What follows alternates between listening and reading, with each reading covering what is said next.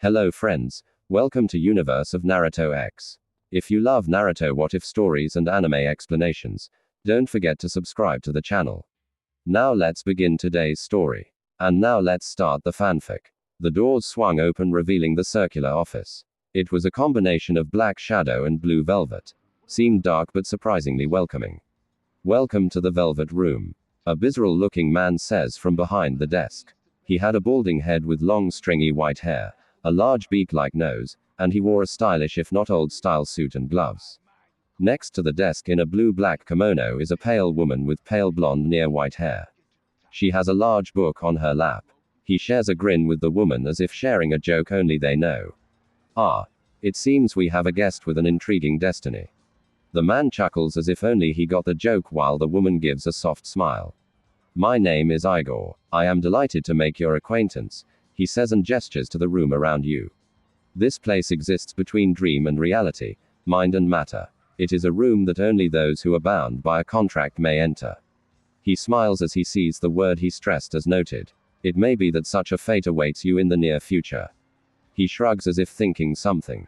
Now then, why don't you introduce yourself? Igor says with a creepy grandfatherly smile. My name is Naruto Uzumaki Namikaze Senju. The blonde says. Hic.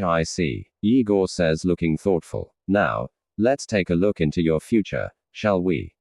He says, and with a grin waves his hand, and with a shimmer of light, a tarot deck appears on the desk between the pair. Do you believe in fortune-healing? Igor asks, and with a wave of his hand, the deck shuffles, and the cards form a 9-piece spread in rows of 3.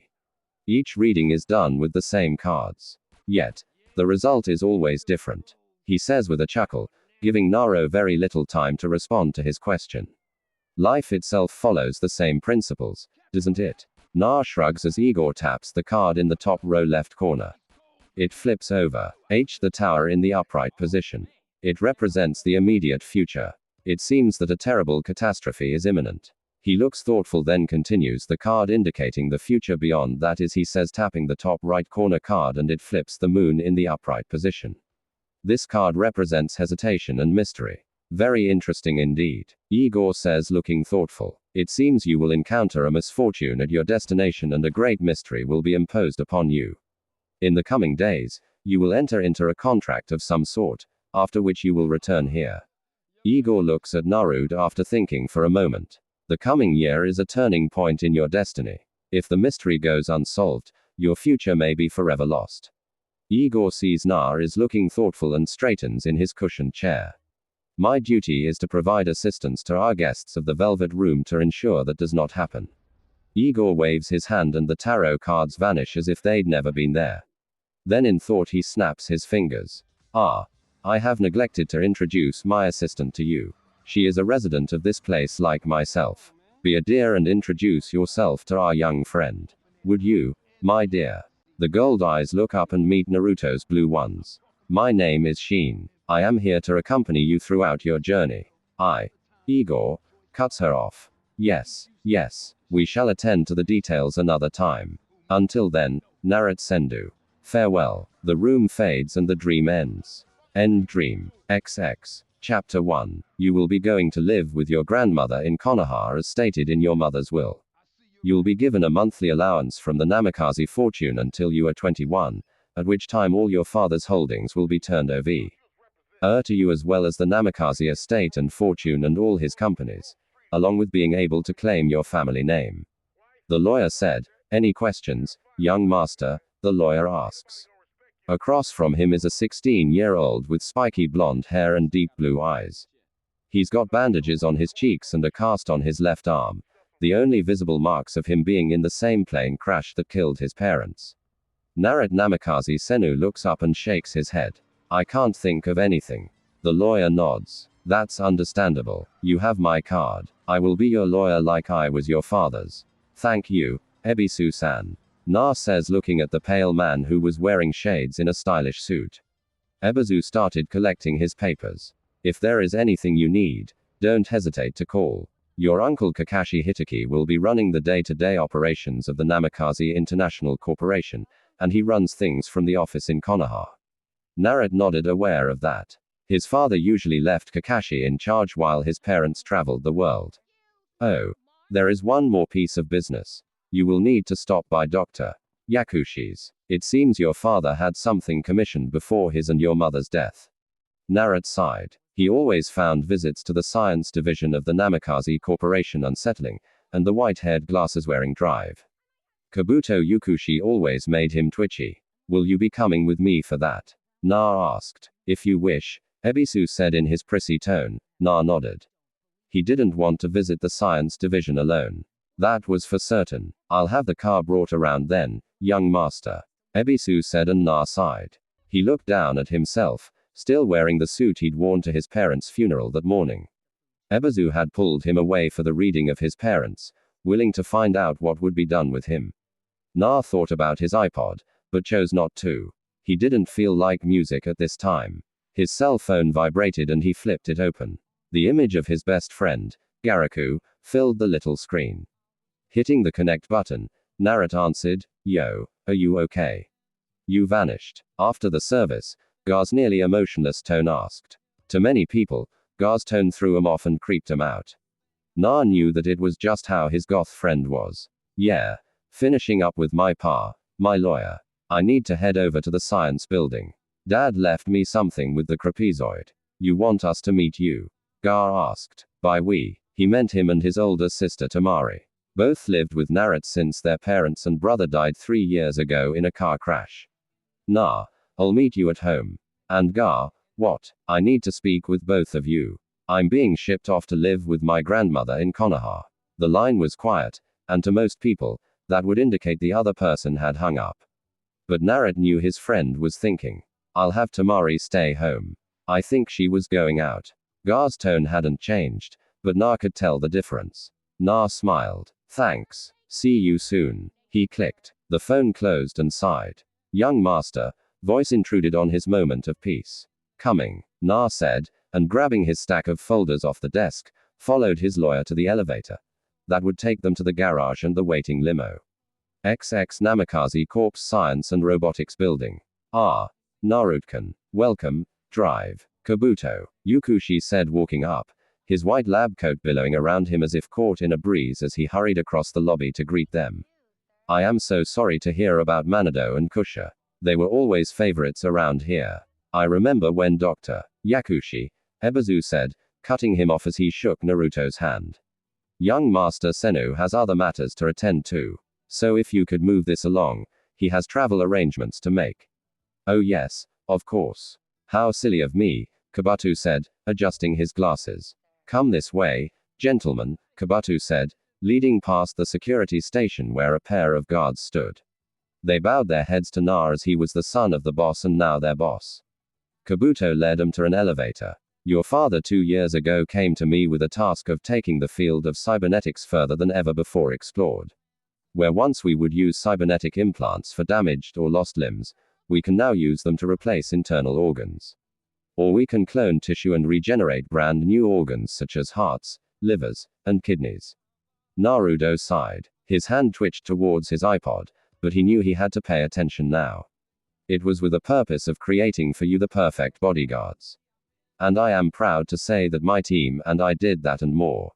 The elevator doors opened and they stepped into the glass elevator. Once the doors hissed shut, they descended further into the bowels of the building.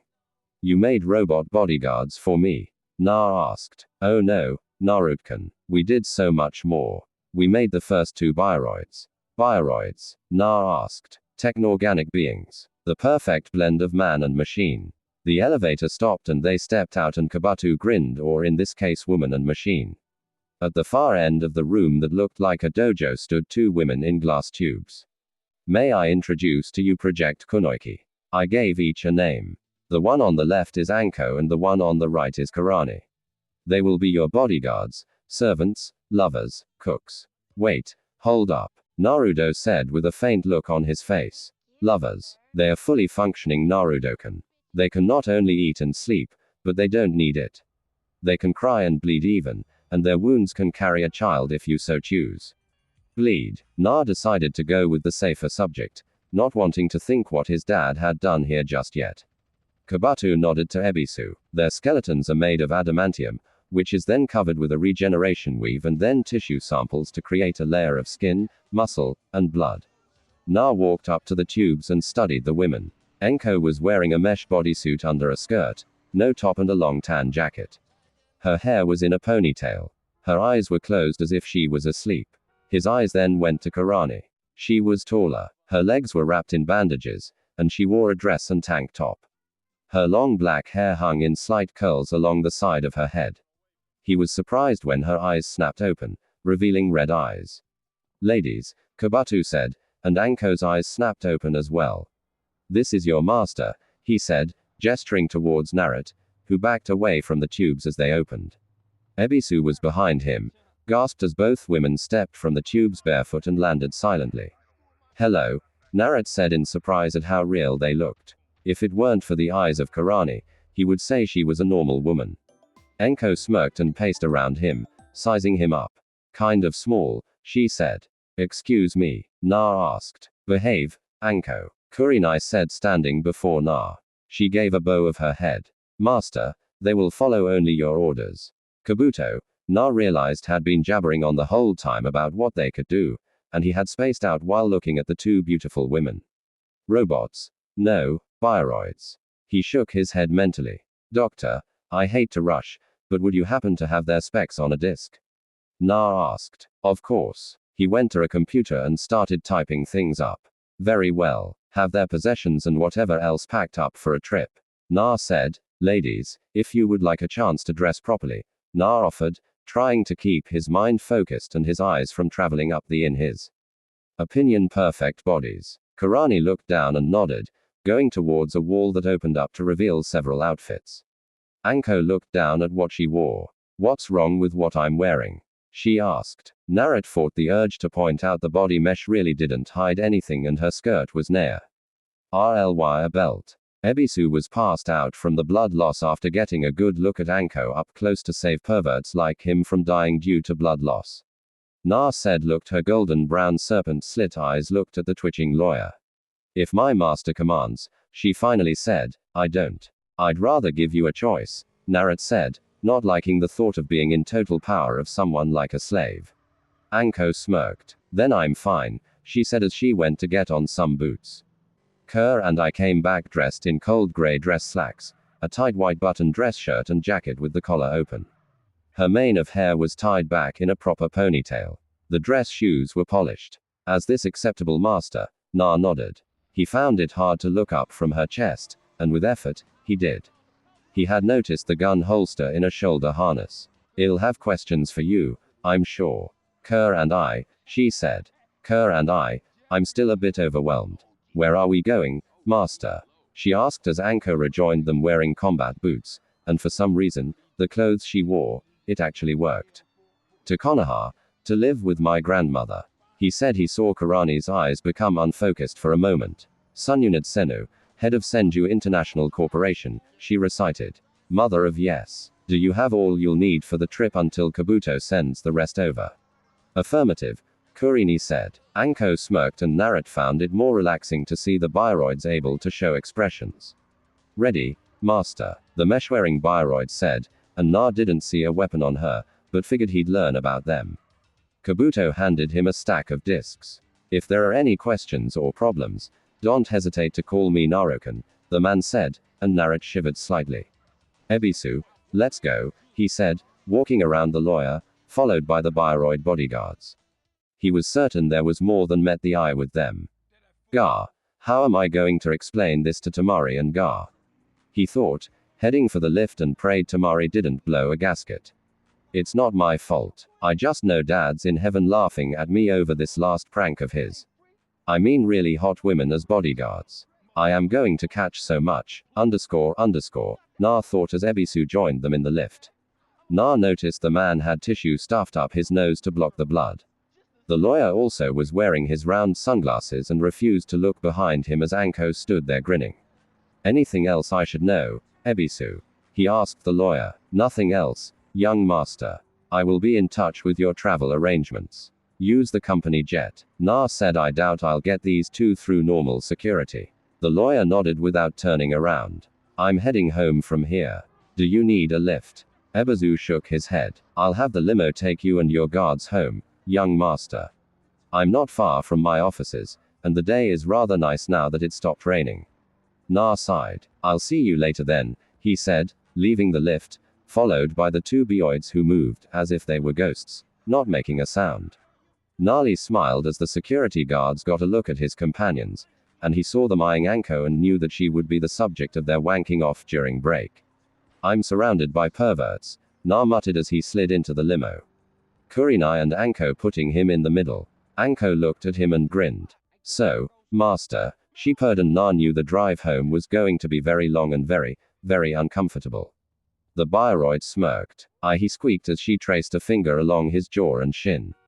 Karani sighed. I think drive. Yukushi enhanced her drive. Narat blanched at this. I called dibs on sleeping in the master's room, Anko said with a grin. The driver heard this and nearly put the car in the ditch before getting control. Narat sighed and put up the divider. Behave. Anko only answered with a grin and slid a bit closer, invading Naruto's personal space. Her eyes fell on the cast on his arm. Poor Master Kerr, and I sighed. Enko-chan heel. Enko's serpent-like eyes peered around Naro and pouted. Spoil sport, she said, and slid away. Na breathed and turned to find Karana's face near his, her red eyes studying his face. We are here for you, master. For anything and everything, she said. What if I order you not to be? Na asked. That is one order we will ignore, her and I said, sitting back, her eyes going to the tinted passenger window. We will do anything for you except leave you. Only if we are destroyed will we be apart from you. Your dad was very specific in his orders, Enko said from her spot, her legs crossed, hands resting on her knees. You knew my dad? Narat asked, looking from one Bioroid to the other. Your mother and father came down several times a month to speak with us. Kurini said. Kusha implanted much of our personality and sub-routines. Enko said with a grin. She also told us all about you, your likes, dislikes, how eat, sleep, Kurinai said. How many times you jack off while mooning over some, named Tamari. Enko said, and Narat blushed. Enko's bark of laughter surprised him as he looked at her. Are you sane? He asked. Oh yeah, I'm just loud, outgoing, and very aggressive in the sack. Right, NC Han? She asked with a wink at Kurinai, and it was then that Naruto learned that the bioids could blush. Anko Kurini said the other's name in warning. Give it up. Eventually, he's going to find out everything about us. Anko grinned even more. Kurini sighed now and shook her head. I think your mother was distracted by your father while she created Enko's personality. Kurini muttered. Na could only nod. He gave a small yawn, covering it with his hand. Enko pulled him against her. Relax. We'll be here. Sleep, she said in a soothing tone as she ran a hand lightly through his hair. The strange petting was relaxing, and soon, despite being held by the Bioroid, he soon drifted off to sleep. XX unknown. A blue butterfly appears. A voice is heard from nowhere and everywhere. Time never waits. It delivers all equally to the same end. You who wish to safeguard the future, however limited it may be. You will be given 1 year. Go forth without falter with your heart as your guide. XX Na woke when the limo came to a stop and the engine shut off. He blinked sleep from his eyes. Pleasant dreams. Narat looked and saw both Kurinai and Anko were looking at him with warm gazes. He nodded and stretched. The chauffeur opened the door and Karana was out of the car first, her red eyes scanning the area for any kind of threat. Na stepped out. Will that be all, sir? The chauffeur asked. Yes, thank you, Na said as Anko stepped out, ignoring as the chauffeur took a long look at her body. Her serpent-like eyes were looking for a threat of any kind to her master. Narat sighed and walked towards the door. His hand touched the handle and there was a spark at the same time that it turns midnight. The power goes out on everything. The sky and the moon turn shades of green. Na, unfazed, opens the door and steps inside. A strange-looking boy with blue hair and pale white skin appears before him. You're late, he says in a scolding tone. I've been waiting a long time for you. He snaps his fingers and a red notebook appears in the air before Narat and opens. Now, if you want to proceed, please sign your name there. It's a contract. The boy smiles and notices Naruto's look and answers before he can ask.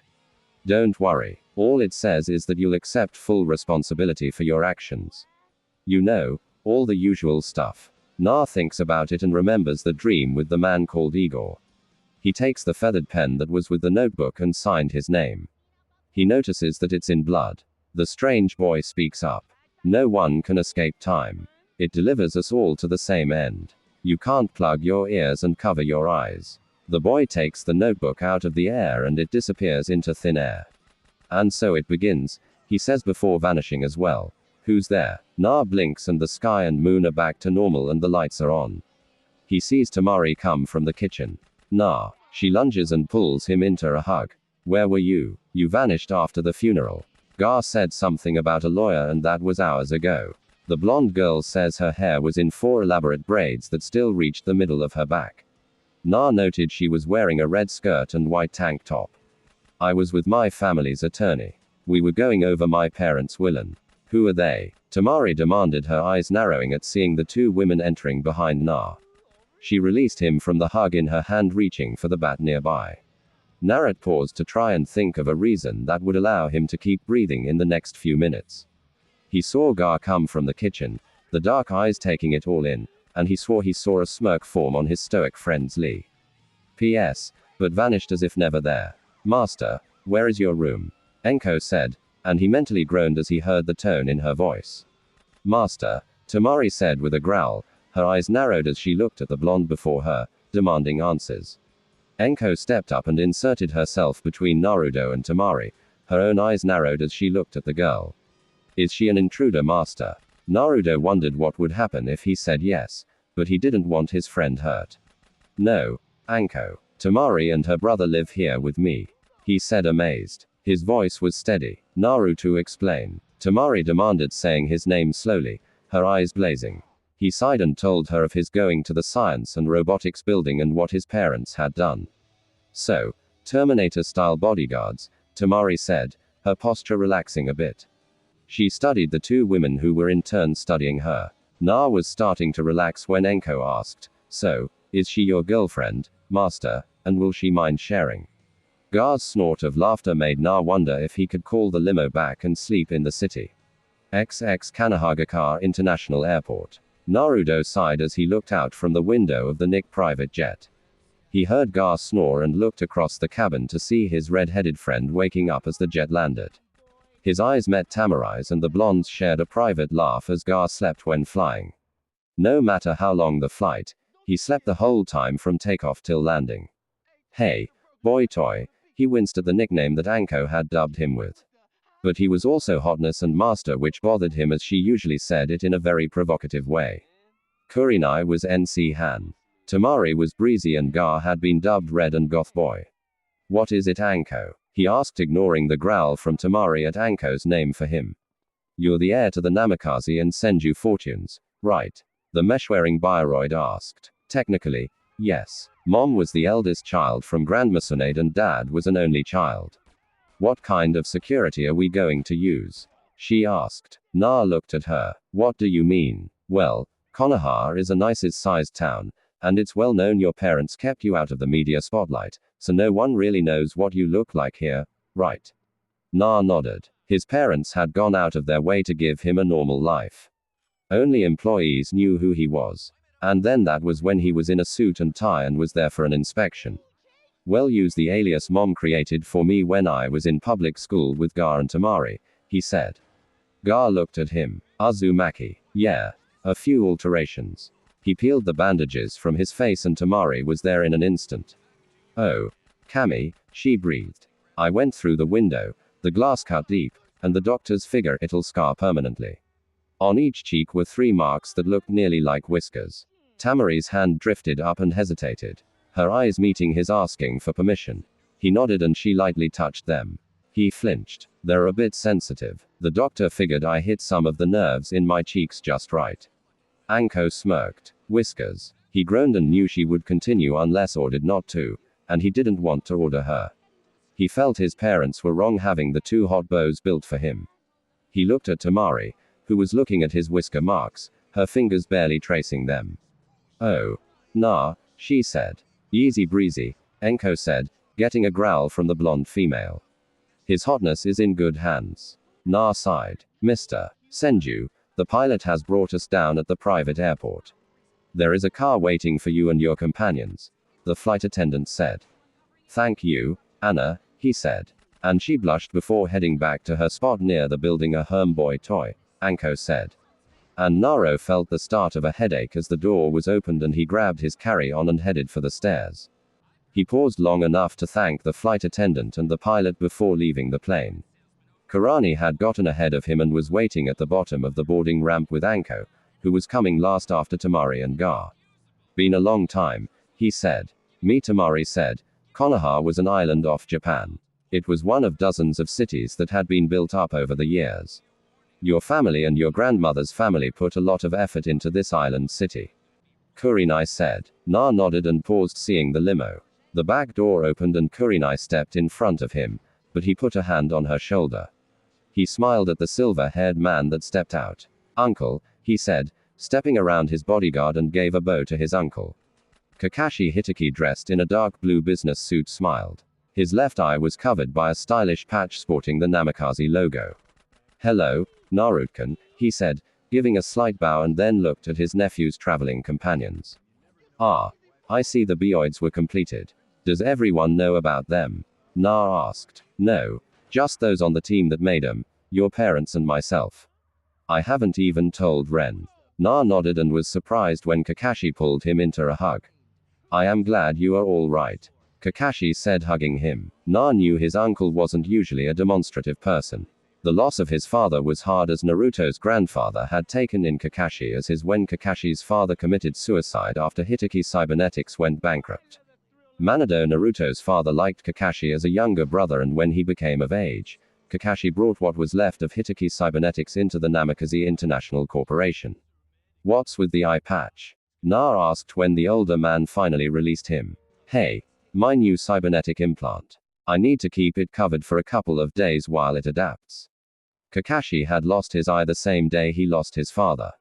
He'd had a cybernetic eye ever since. Naruto shook himself. You remember Tamari and Garabuku? He asked. Of course, Kakashi said with a grin. Tamari, a true flower that has bloomed into womanhood.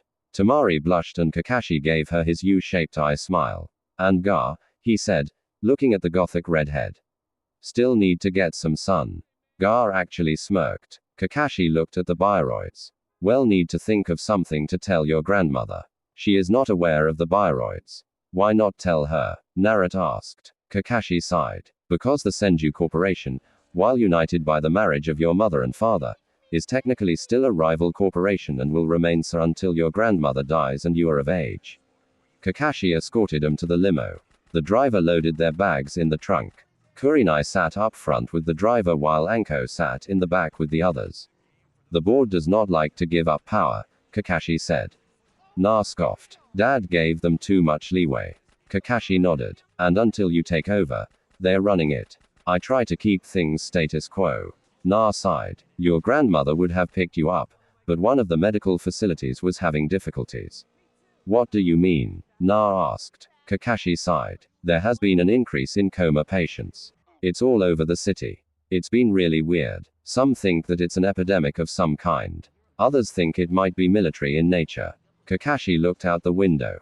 Whatever is causing it, sigh. It started before your parents' death. I was hoping to ask your father's opinion. Is it something from the military? Na asked. None of our sources indicate it. And thus far, your grandmother's crack medical teams have found nothing physically wrong with them.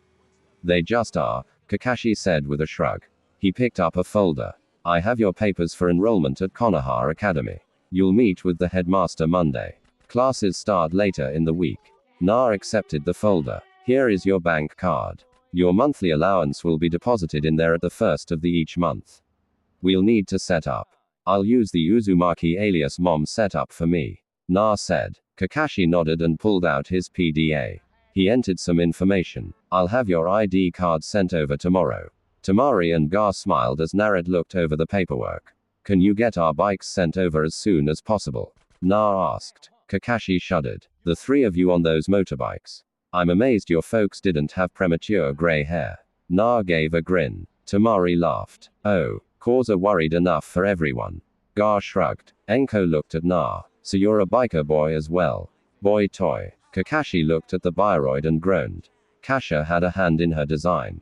I just know it. XXN UAE state. The limo paused outside the iron gate. The driver pushed the button and spoke, and soon the doors swung open. You okay? Tamari asked Na. Yeah. It's been a while since I saw her as all. And now mom's gone. The car stopped and Anko was the first out the door. You coming in? Na asked Kakashi, who shook his head. I'm not welcome here. Your grandmother and I have had words in the past. He smiled. I'll be in touch. Call if you need anything.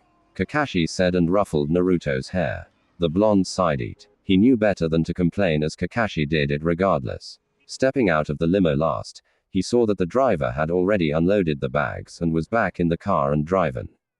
Away. Na looked at the house that his mother had grown up in. Hello, grandmother, Na mentally said as he headed for the door and rapped on it using the knocker. The door opened and he looked up into a familiar pair of brown eyes. He found himself hugged by his mother's sister, his Aunt Shizune. XX. Oh, Kami, it's been, Shazan said as she led her nephew into the den. 6 years, Naruto supplied. Wow, the others followed. So, who is everyone? Shazan asked after Na, Tamari, and Gar were seated. Enko took up a place by the door while Kurenai stood by a window. Tamari Sabuku and her younger brother Gar. Mom and dad took them in when their parents and brother died in an accident. So, we're a package deal, he said to his mother's younger sister. Yes, we got word about that, Shazan said. Where's grandma? Na asked after a moment. Hospital, Shun said with a nervous smile. It's the reason Hitaki was sent to pick you up. Na snorted. And the others? Shazan asked, looking at Anko, then Karani. My bodyguards. Mom and dad hired them. Na said he wasn't sure how to explain the bioroids to his grandmother, much less his aunt. Well, I'll see to rooms then. Why don't you all relax some? Shazan said and hurried from the room. Na sighed and looked at the others. This is going to be so much fun. XX. Shazan entered the library on the second floor and locked the door. Hurrying to the desk, she opened the laptop and looked at the camera. He's here and he's brought them with him. Keep an eye on them. I will. Shazan sighed as the connection went dead. Looked at the doors. This is going to so much fun, she thought sarcastically. Chapter 2. Senju Residence. Na woke at 5 a.m. He reached out and shut the alarm off that was set for 7.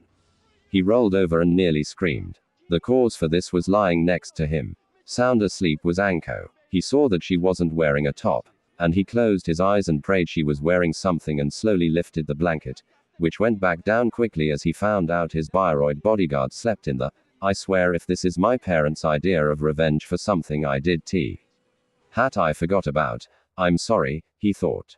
He tried to slip out of bed, but Anko's arm lashed out and pulled him to her as if he was a teddy bear. She even nuzzled her face into the back of his neck and humped. Na closed his eyes, trying to think of a means of escape. Knock, knock. Na prayed that it wasn't his grandmother finally back from the hospital or his aunt. Shit, hope it's not Tamari-chan either. The blonde thought. Did I lock the door? Na thought and looked and winced, seeing that he hadn't. Kami, please don't let whomever is on the other side open that door. Narokan, you awake? Tamari, I'm dead. Na thought. For some reason, he couldn't think of what to say as Naruto's mind scattered when Anko pressed tighter into his back. Her bear sending signals into his teenage mind and had an effect on his body that he really didn't need. The door handle started to turn and Naruto tried to think if he made out his will. Tamari, he heard Karina's voice say from down the hall and coming closer. Thank you, Kami, Na thought. Morning, Tamari said from the other side of the door. Na held his breath as he listened in. I was just going to wake up Na. He heard Tamari say. He noted that when no one was around, he was Narok, __, I think your brother is looking for you downstairs. Why don't you go see what he needs and I'll wake him up? Kurenai said, and Naruto was thanking Kami and Kurenai for stopping the other blonde from coming in and killing him for finding a naked girl in his bed. Some bodyguard you are, Anko, you're going to get me killed in my grandmother's house. Naruto thought. He listened as Tamari released the door handle in her footsteps walking away. He was about to sigh when the door handle turned and opened. He thought but sighed in relief when it was Karani. Anko, you know better, Kurinai said as she stepped in and closed the door behind her. Her slender hand flicking on the light switch in the dimly lit room, causing the blonde to blink and Anko to snuggle closer. Go away, NC Han. Comfy, Enko said into Naruto's neck. I'm sure you are, but poor Naruto looks like he's going to explode, Kurinai said.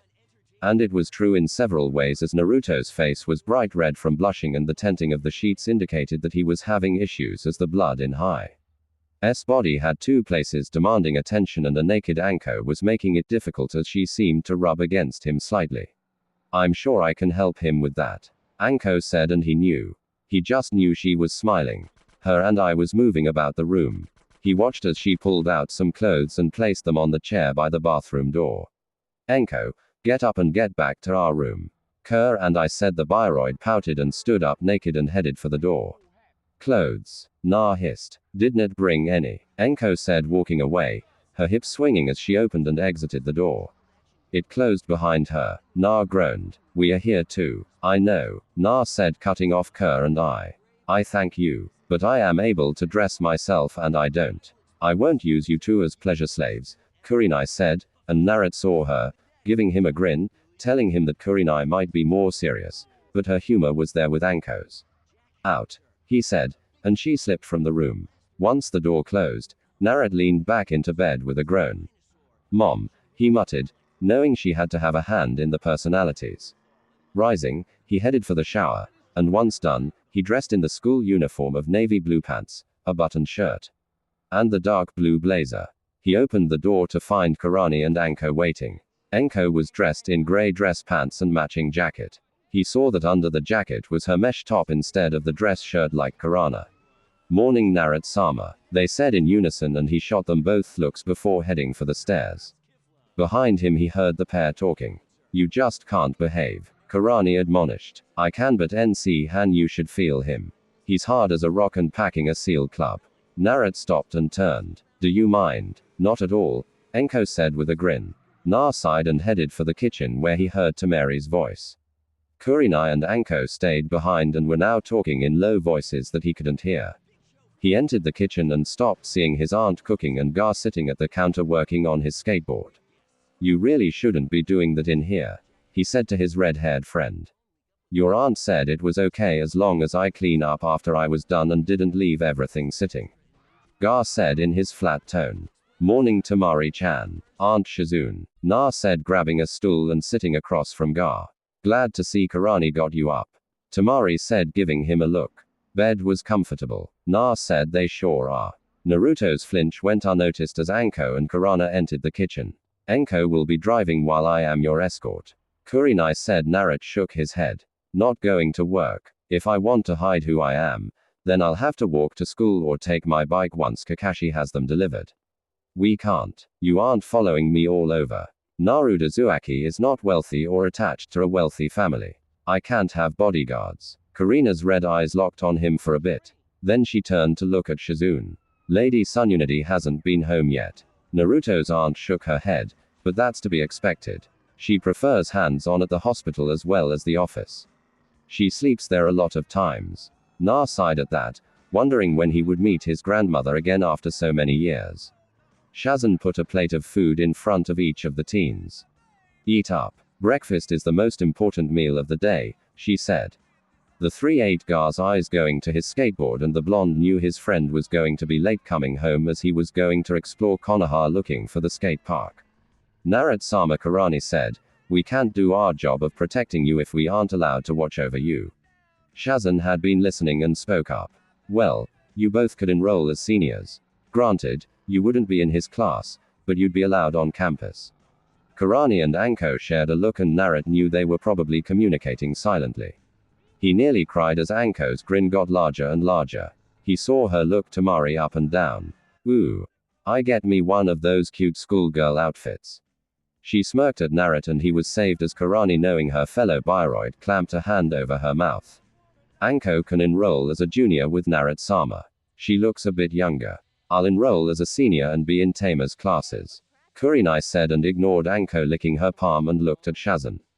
Suggestions for addresses. Narrat sighed. Kakashi gave me an address for an apartment complex in town.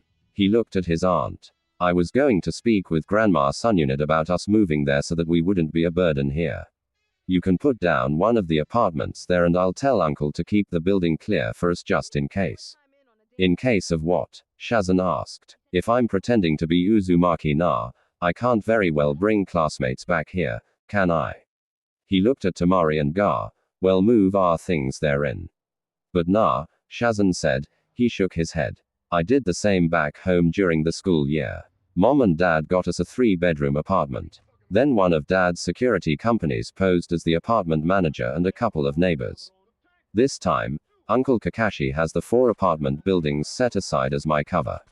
Narrat pulled out the file from his bag and showed it to his aunt.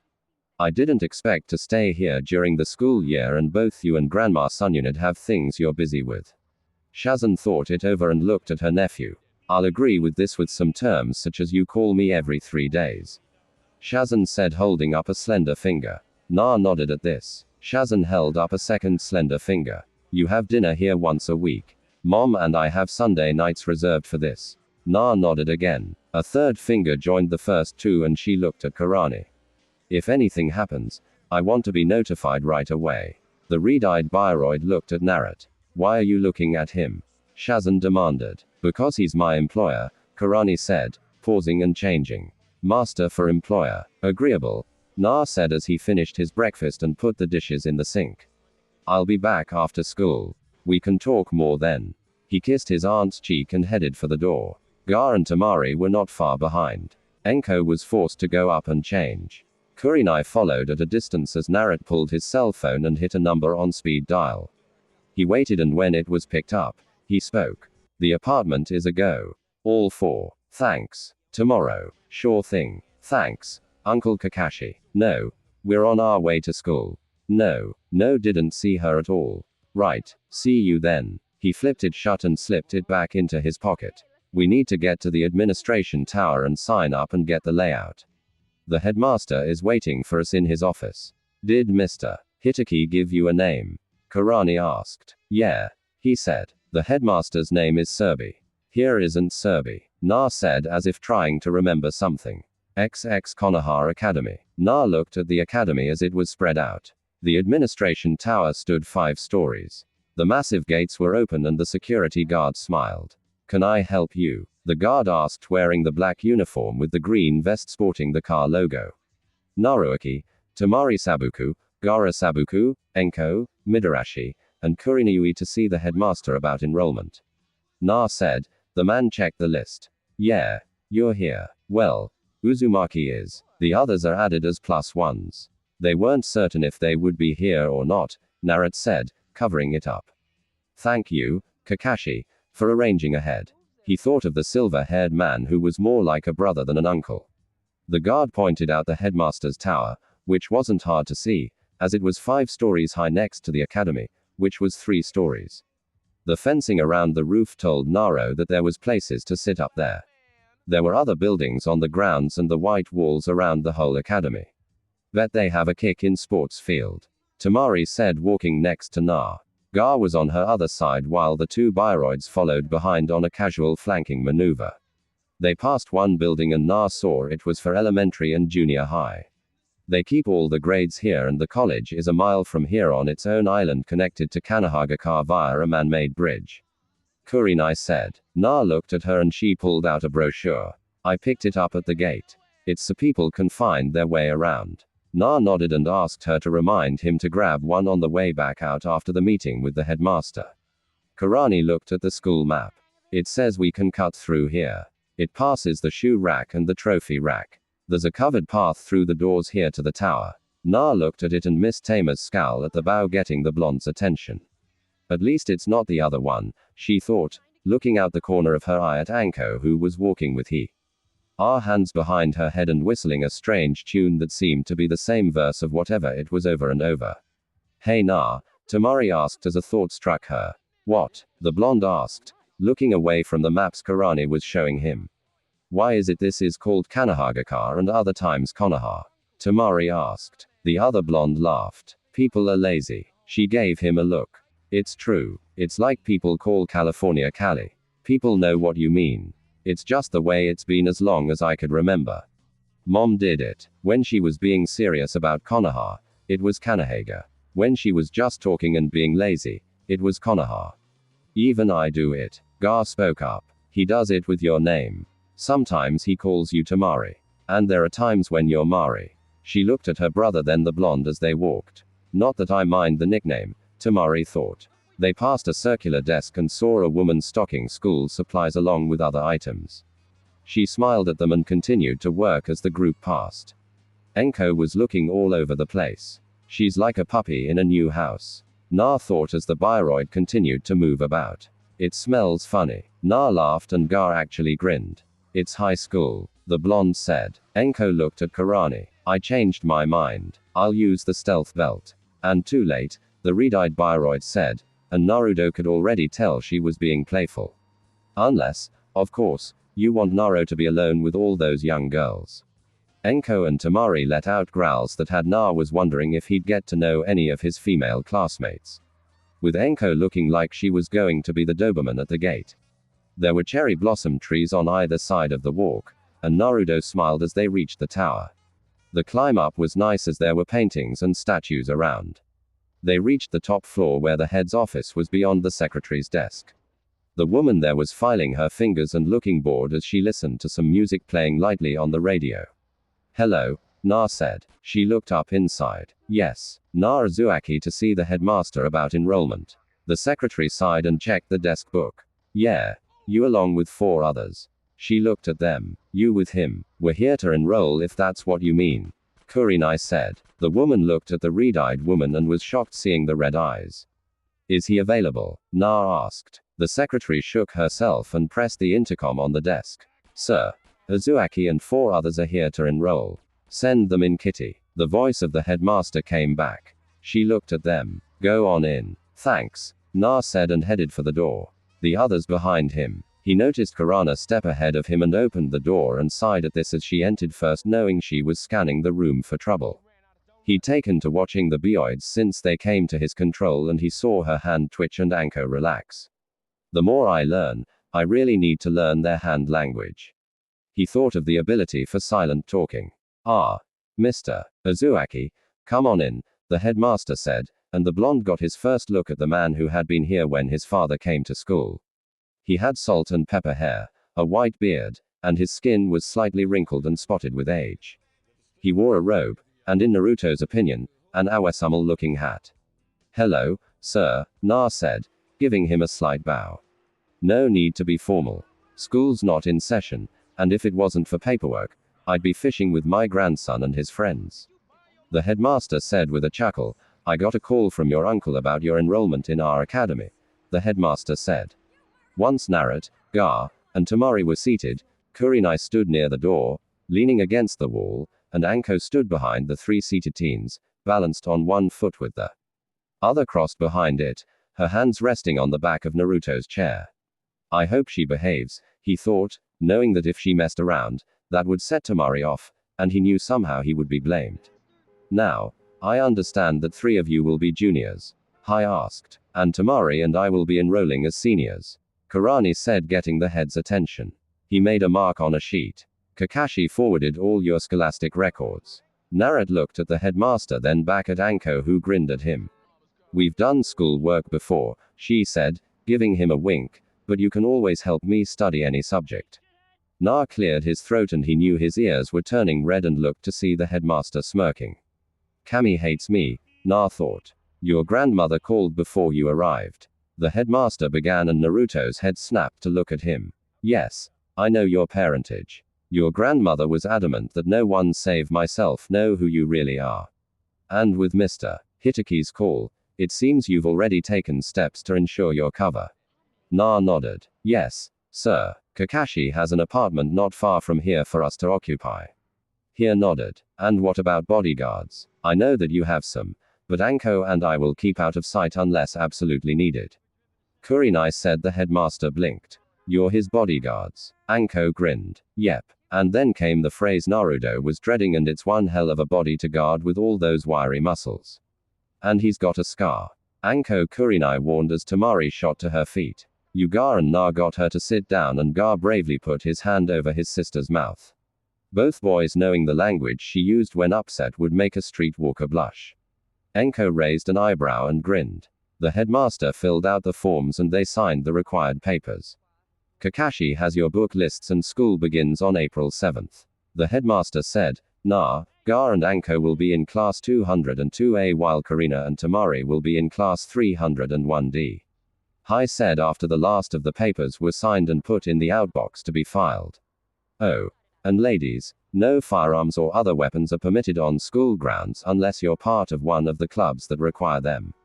Naruto took the files. You'll be able to pick extracurricular activities at a later date. On your first day, please report to the faculty room where your homeroom teachers will show you around. Any questions? Enko opened her mouth, but Kur and I covered it. He means about school. Enko's shoulders sank and she shook her head that she had nothing to say. Then Na stood. Thank for this, sir. My pleasure. Your father kept things interesting, as did your grandmother. Na looked at him, and the headmaster laughed. I was a teacher here when she came through. She was a good student, a bit of a troublemaker at times, but it was understandable since she lost both her grandfather and her uncle at the same time her sophomore year.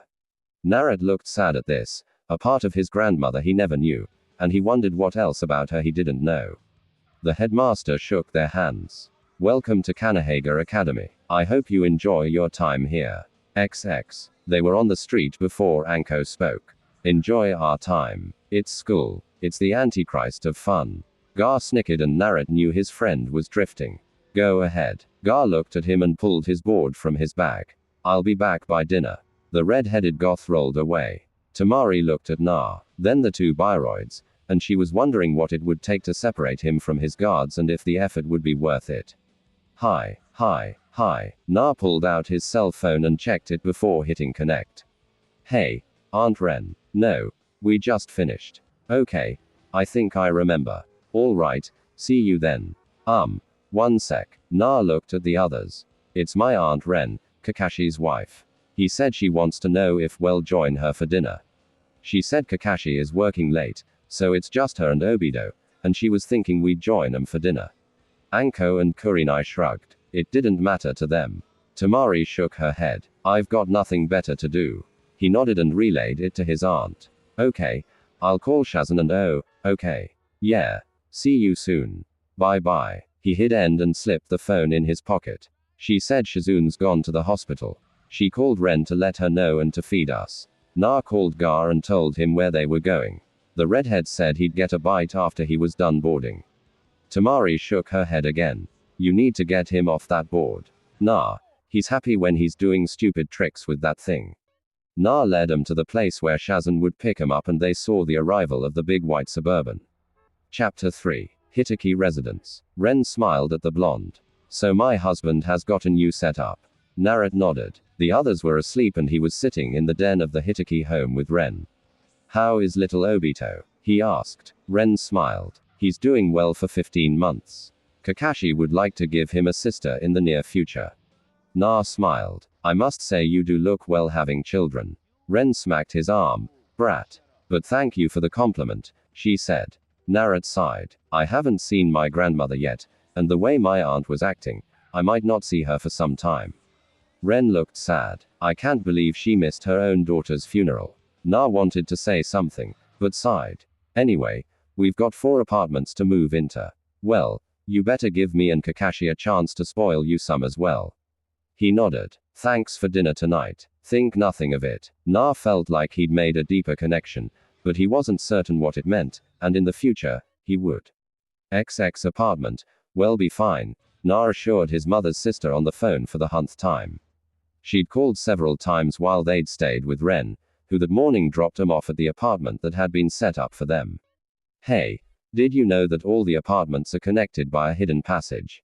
Anko yelled from across the room where she had found yet another access. This one was from his apartment to Garrus. Kurinai and Anko's entrances from their apartments led to Naruto's bedroom from their own, which hadn't mad. Tamari happy, and the blonde was in her own apartment and threatened anyone with violence if they used the one that opened up in the hall closet of her apartment. I know you want to keep a low profile, but it might be better if you didn't, Shazun said on the phone. Na sighed. Aunt Shazun, I did this when mom and dad were alive, and it's a tried and true method. He heard her sigh and waved at Gar, who entered from the hidden door and plopped down on his couch. I'll see you Sunday for dinner. Okay, fine. But stay out of trouble, his aunt said. And Na rolled his eyes at this. We will. He hung up and tossed his cell phone onto the counter that separated the small kitchen from the living room. Like your place? Na asked his friend. Gar shrugged. You'll feel better once the moving vans arrive from the airport with your things and you get to decorate it to your liking. Na offered. I suppose, came the monotone response. They heard hammering and Narrat went to the trap door and opened it to see Tamari climbing up from her apartment that was downstairs from his and across from Gar's. Done sulking, Gar teased his sister. Her answer was to give him the finger and she looked at Na. What time are the vans coming with our things? Tamari asked. Karani came Naruto's bedroom, which got the female blonde to twitch. The vans won't be here until 5. Hey NC Han, have you seen the size of Naruto's bathroom? Anko's call came from the bedroom and Na wondered if it was too late to take the jet back to the States and get lost in America. Tamari stormed in, intent to rage at the Bioroid, but her words died in her throat when she saw the size of the tub. She saw a full-size walk-in shower and a large counter and sink with a wall mirror as well. All three, teenager and Bioroid, made girish sounds. Naruto sighed as he offered Gar a bottle of water. Damn it, Uncle Kakashi. The whisker-scared teen muttered as he heard them talking, and he just knew he was probably going to lose his private bathroom. The smaller bathroom for visitors was just a small shower stall, sink, and toilet. He saw Gar's grin. You think it's too late to put locks on those hidden doors? XX. The vans arrived, and once everything had been brought in, Naruto had no desire to actually work. He grabbed his keys, cell phone, and wallet and stepped outside to the parking area that was covered, and he smiled, seeing his and Nara's motorcycles there, as well as Tamari's Jeep. A red Dodge Charger was there as well, and he bet that belonged to Anko or Karani. Nice, isn't it? Na turned to see Karani sitting on a stone bench to the side of the stairs, and he blinked as she stubbed out a cigarette. You smoke at this? She laughed, and he had to admit it was a nice sound to hear from the red-eyed Bioroid. Sorry, it's just, he said and shrugged. No, it's okay, Karani said as she patted the bench next to her. One of the programmers, Asuma, he was also our hand-to-hand trainer, smoked. And I guess I picked it up from him. Karani explained. I admit it is soothing, and my systems purge the harmful narcotics in the nicotine from my lungs, so there's no damage. Na mentally shook himself. Your car? He asked, looking back at the Charger. Yeah. Enko's too dangerous behind the wheel, more like a combat driver. I saw the Charger and with the help of Asuma, restored it to pristine condition. You miss him? Na asked. Kurini shrugged. He was nice, a friend more than anything. Kurini said. Na took one of her cigarettes from the pack on the bench and lit it. He exhaled slowly the cloud of smoke. I don't smoke often. I think I have the same pack in my dresser that Mom bought me 6 months ago. Narrat said sadly as he remembered sitting like this with his mom and talking about anything and everything on one of their weekends together as family. Your mom knew you smoked? Karani asked in surprise. Na laughed. Yeah. Gar and I were experimenting and Mom caught me. She didn't yell. She just sat there and talked with me. Na looked over the city and the sun setting on the horizon. She asked if it was my first time, and when I asked why she wasn't freaking, she laughed. Na took another drag on the cigarette and the Bioid studied her master. She told me how could she yell at me when her and my dad smoked at work when they were stressed.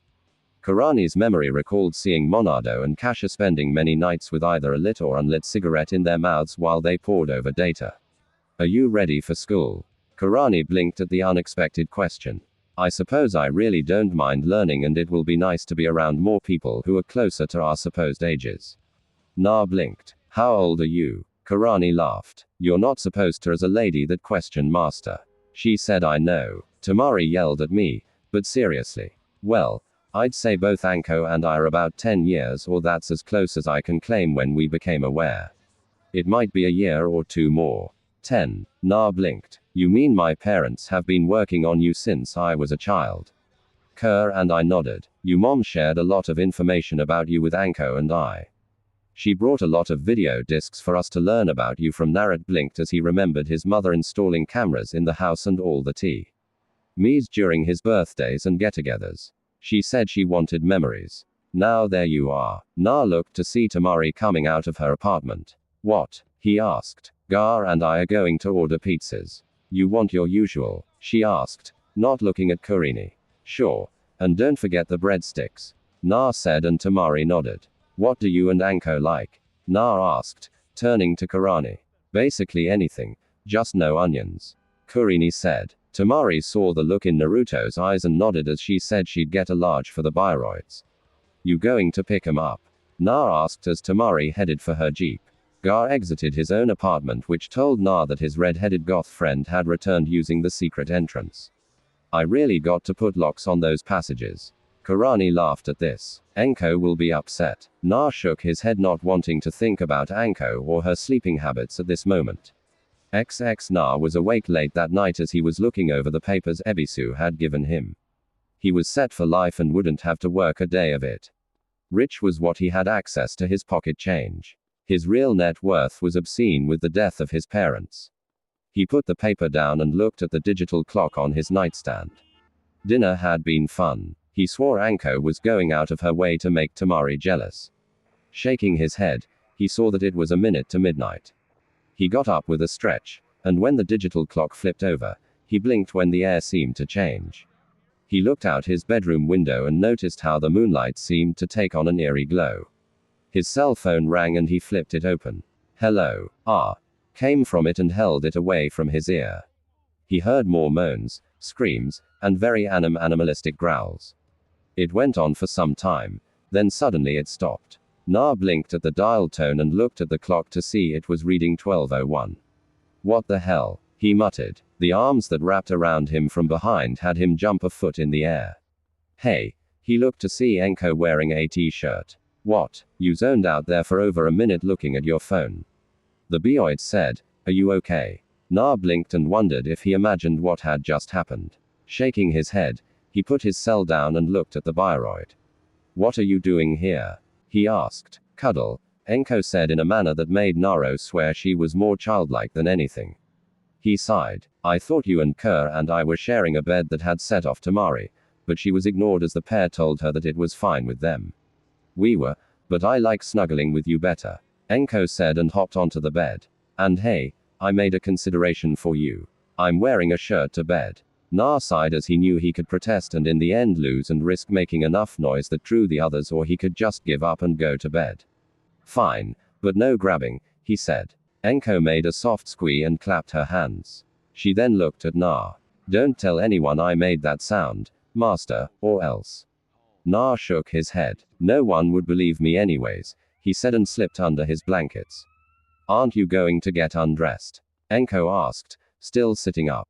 I think it's best if I keep my clothes on, Narrat said and closed his eyes. He counted to 10 when Anko made a sigh. You're going to be uncomfortable like that, master, she said in a tone, and Narrat opened his eyes as he felt Anko slithering beneath the covers. All deal, Na said and then yelled. Anko hands. She laughed as he felt his button and zipper being opened and her pulling his jeans down. Under the covers, he saw the mound that was Anko and felt her remove his pants despite his best struggles. She reappeared through his pants over the edge of the bed. She smiled there. Doesn't that feel better? Na nodded as she hovered over him, her huge grin, telling Na that she had mischief planned. What? He asked. Anything else I can remove, master? No. Now go to sleep, he said and tried his best to ignore her pout. After a moment, Anko sighed. Then with a grin, she draped herself over him and snuggled in. Anko, he hissed. A snore was his answer. You didn't fall asleep that fast, Na said, in another snore was his answer, and Narrat vowed to read the discs with all the information about the bioroids. With a resigned sigh as he couldn't get her to respond or relinquish her grip, Naro slipped into a not-so-restful slumber, knowing tomorrow would be an eventful day, no matter what last name he used, be it Uzumaki, Namikaze, or Senju. XX elsewhere. Haha. A first voice laughs at something only he could hear. Quiet fool. A second voice said, so it begins. A third voice speaks up. We need to stop them now before they come to power. A fourth voice intones, giggling. Let me. No, the second said, we need to take this seriously. What do you suggest? Study them. We continue on as we have during the dark hour. It will be too late, and if we leave them alone, then they will not have a reason to notice. The shadowed figures seem to think and then agree. By this time next year, we shall rule the world. Joy-gasm was shouted and followed by insane hyena-like laughter. XX Naruto's apartment. He woke with a yawn and stretched. Blinking sleep from his eyes, he noticed he was alone and sighed in relief.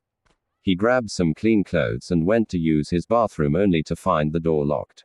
From the other side, he heard singing and knew where Anko was.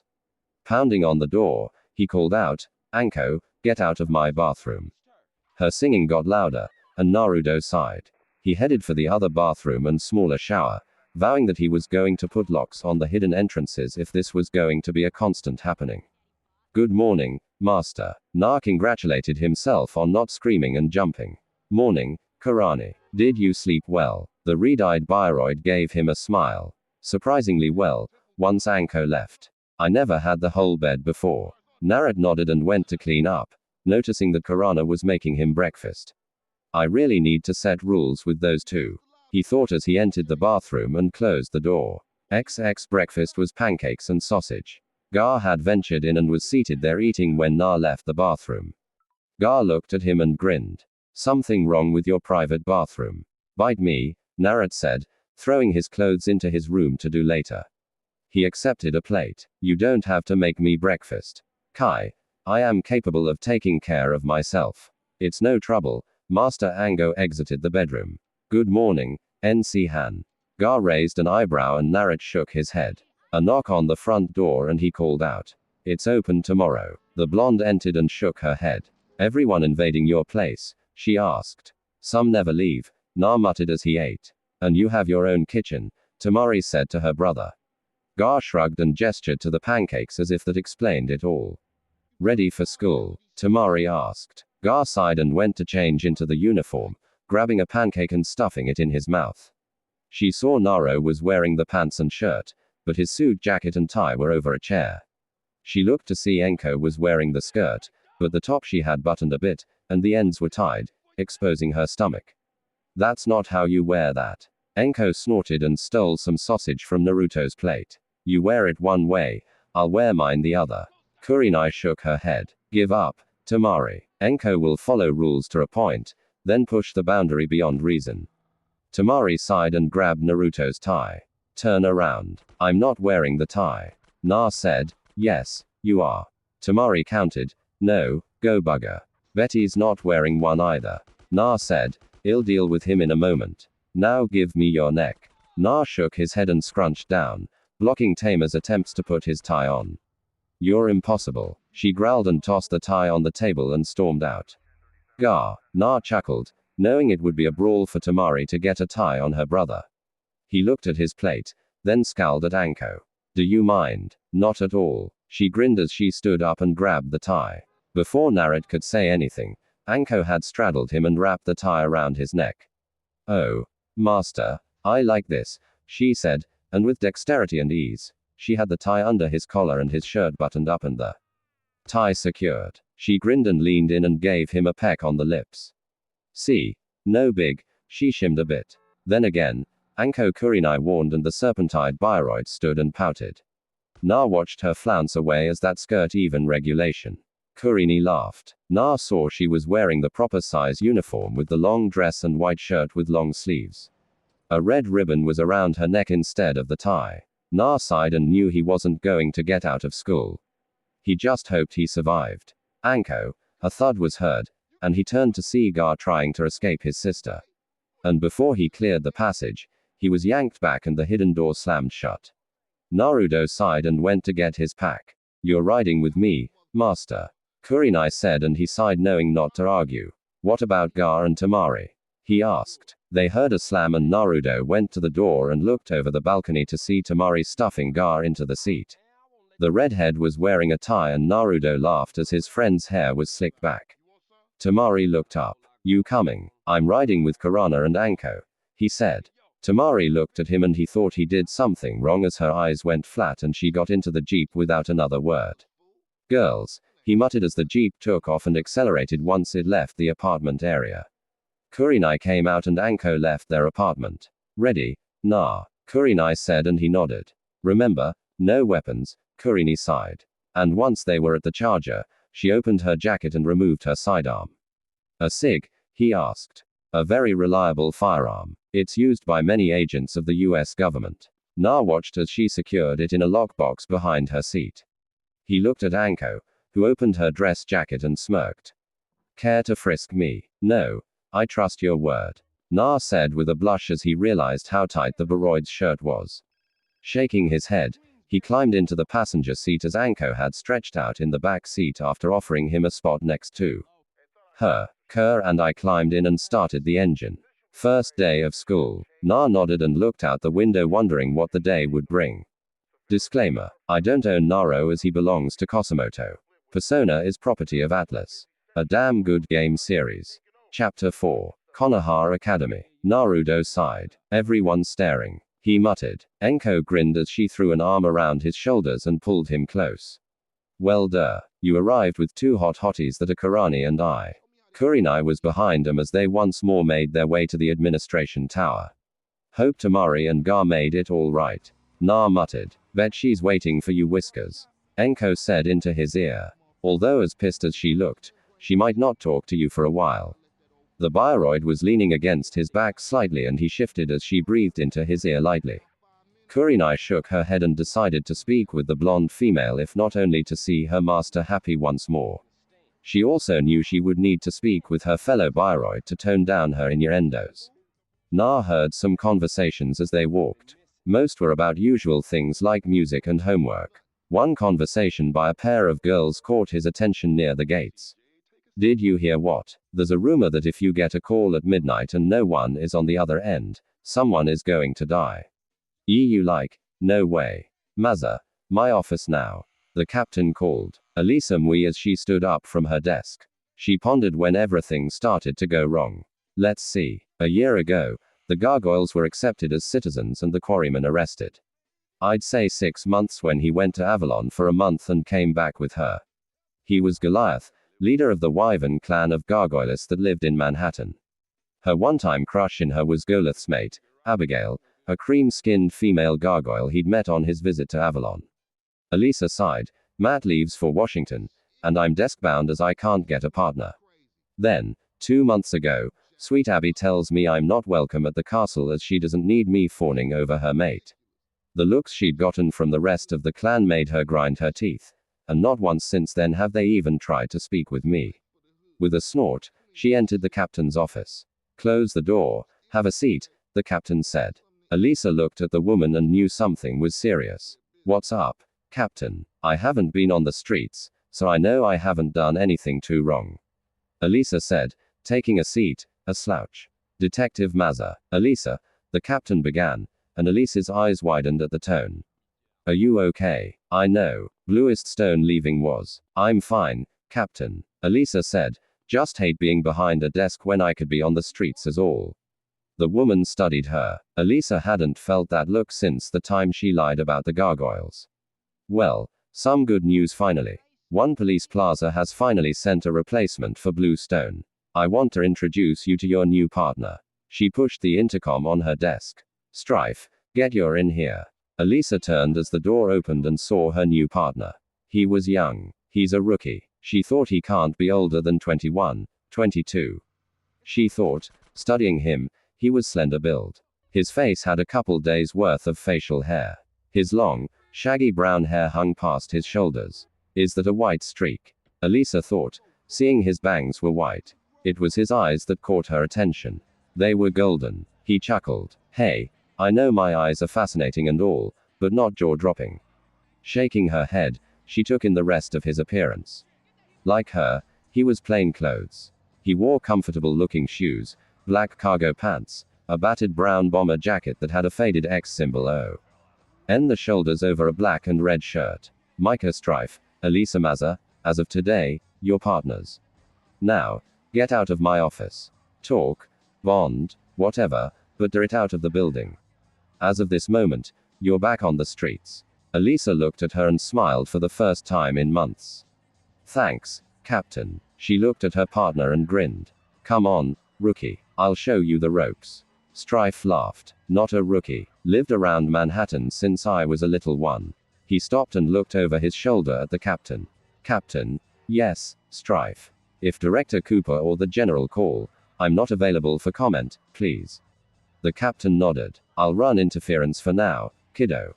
The pair passed the squad room and headed for the door. So, lived here all your life, Elisa said, prompting him.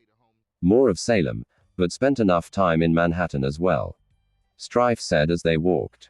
Elisa leaned against her car, putting her hands in her pockets. You been a cop for a while now, Elisa said. Growing up, my family moved around a lot, and even now they're scattered all over the world. She thought of her parents, sister, and her brother. Mine scatters at times, but they always end up back at the institute. Strife said, using a light post as a leaning spot. He sighed. Suppose I should get this out of the way before we leave the area. Elisa heard and wondered what he meant. Do you have problems with working with a mutant?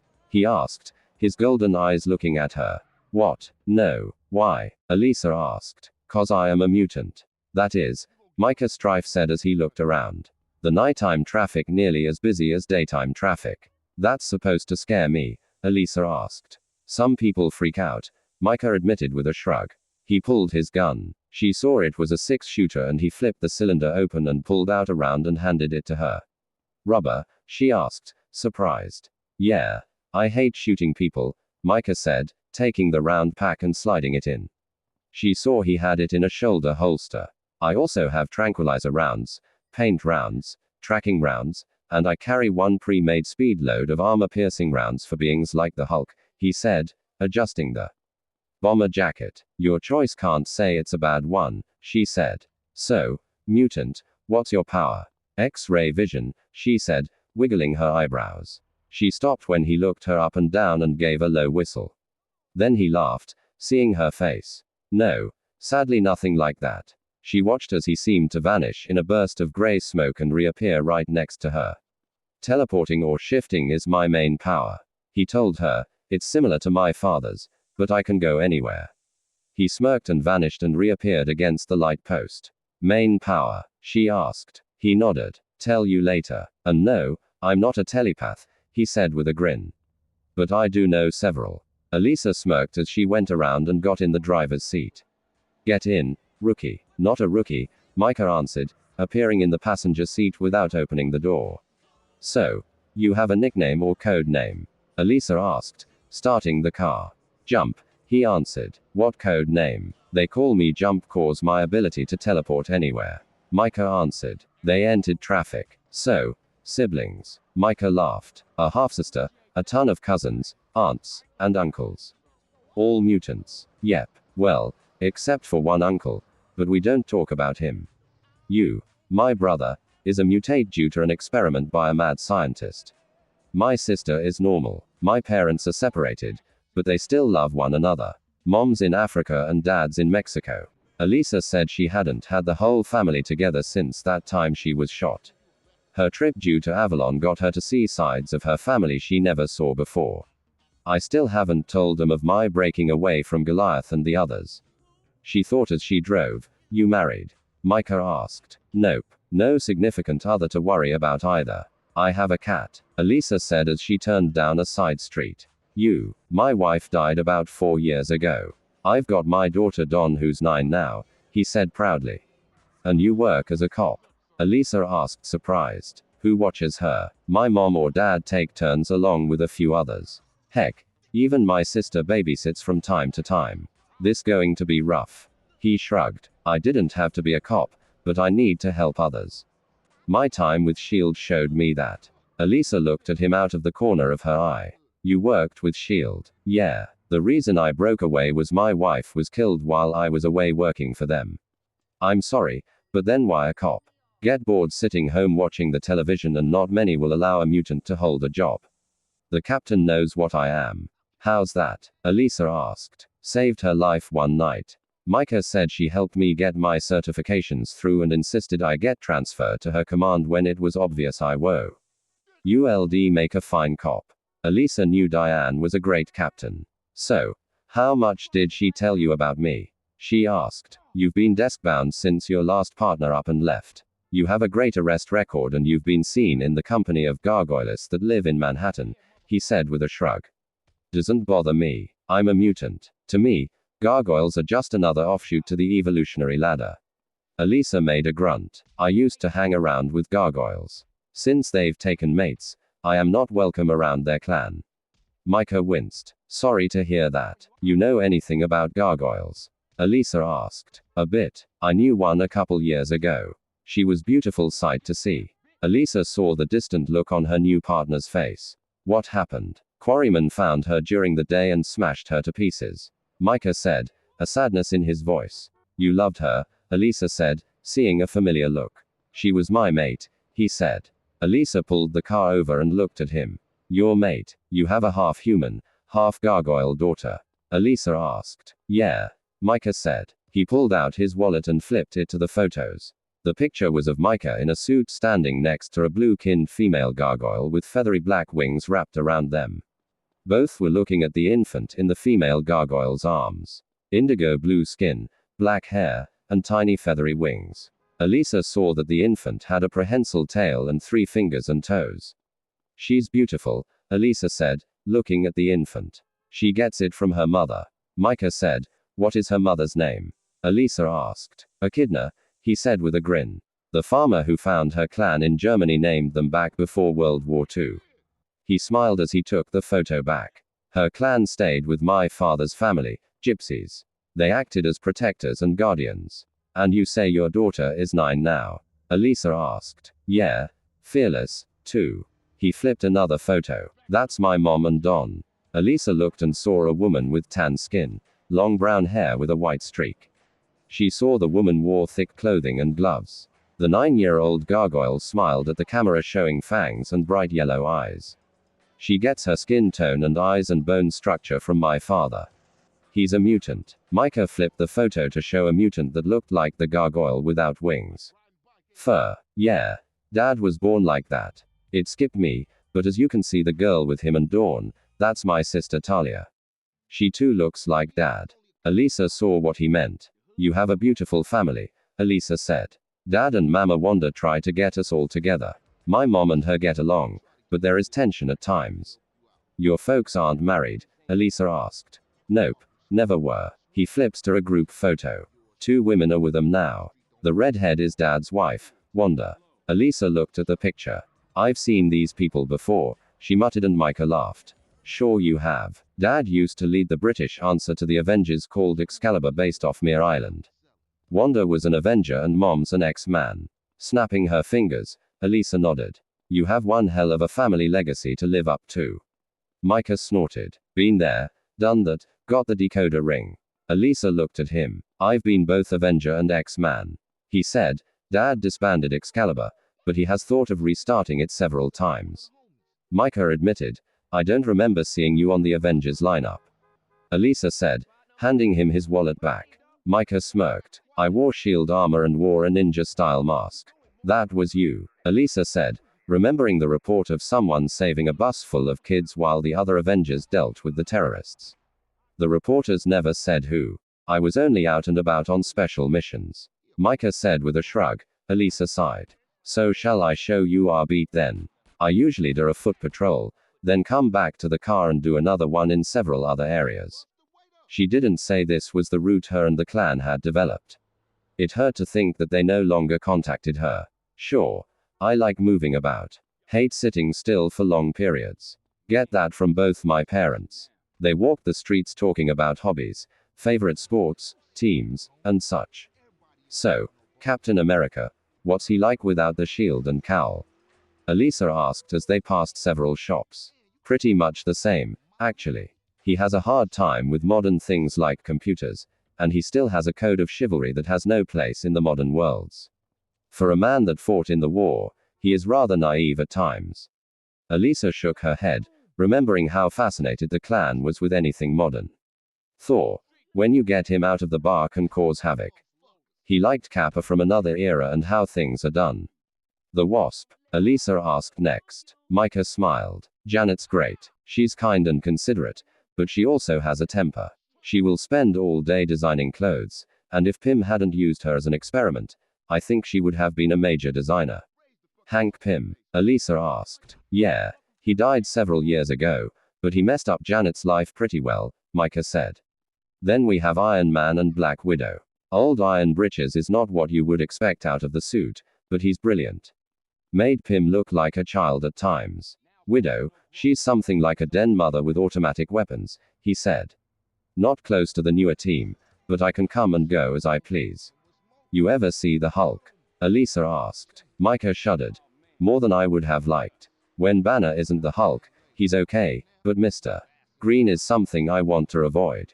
He's dangerous to enemy and ally alike. They watched as kids bought food from a vendor. You want to tell me who you're looking for? He asked. What? I don't know what you mean. Elisa said. You keep scanning the sky. Wouldn't be a gargoyle, would it? Elisa sighed. I hope, but I doubt we'll see them. I haven't seen them in months. Want to share? Elisa stopped at the vendor and got 2 bottles of water and passed one to Micah. As they continued their patrol, she told him of her time with the clan from when she'd met them. Her adventures in Cliffnit's version. They went to Avalon to check on things, and when they came back, Goliath had a mate. You loved him, Micah said. Thought it was mutual, but I was wrong. And now they want nothing to do with me. Why not see the others? Micah asked. Because Abby doesn't want me around the castle. She told me to stay away from her clan and her mate. That's messed up. How did Echidna's clan take you too? Elisa asked. Micah laughed. Oh. Most of them were happy. A few of the young bucks thought they'd beat the outsider. Elisa looked at him in surprise. She was a very beautiful gargoyle and they did try. He smirked. I remember that night I staggered to where she was guarding the caravan and went down to one knee. Her clan elder watched me. I swear the old one was laughing at what I'd done to the young males. Micah smiled. Anyway, I'm tore up, bruised, and I go to one knee and ask her to marry me. I'd known her since as long as I could remember. Dad took me to see his parents every summer when the circus would move across Europe. Mama would stay back here as she called this father and son bonding time. Micah smirked. So, here I am, barely 18, and I asked this beautiful winged angel of the night to marry me, to be my mate for the rest of my life. Elisa was listening. She of course said yes. Hell no. She looked at me, snorted, and walked away. Micah laughed. I asked the elder what I did wrong. He said the best time would be during the breeder's moon. Micah shook his head. I had 2 months to get wings. Elisa looked at him. What? You didn't know? Micah asked. No. What? Damn. When a male wants a female gargoyle's attention, he has to prove himself. First, he has to be a strong warrior. Then he needs to show the female he can provide. And then he needs to show her his flying skills as he chases her down. I never knew, Elisa said. Guess Goliath never did see me, and it was a one-sided crush. Micah patted her shoulder. So, how did you do it? Elisa asked after a block of silence. Well, I called back home, asked Iron Man for a set of wings. 2 weeks later, he drops off a set of wings for me. I spend the time learning how to fly and use my jump ability to become better. You have wings? Elisa asked. Micah snorted. Oh. Yeah, and if you're good, I'll show them to you sometime. She mock pouted. Anyways, night of Breeder's Moon came up, and here I am fighting tooth and nail with gargoyles who have centuries of experience.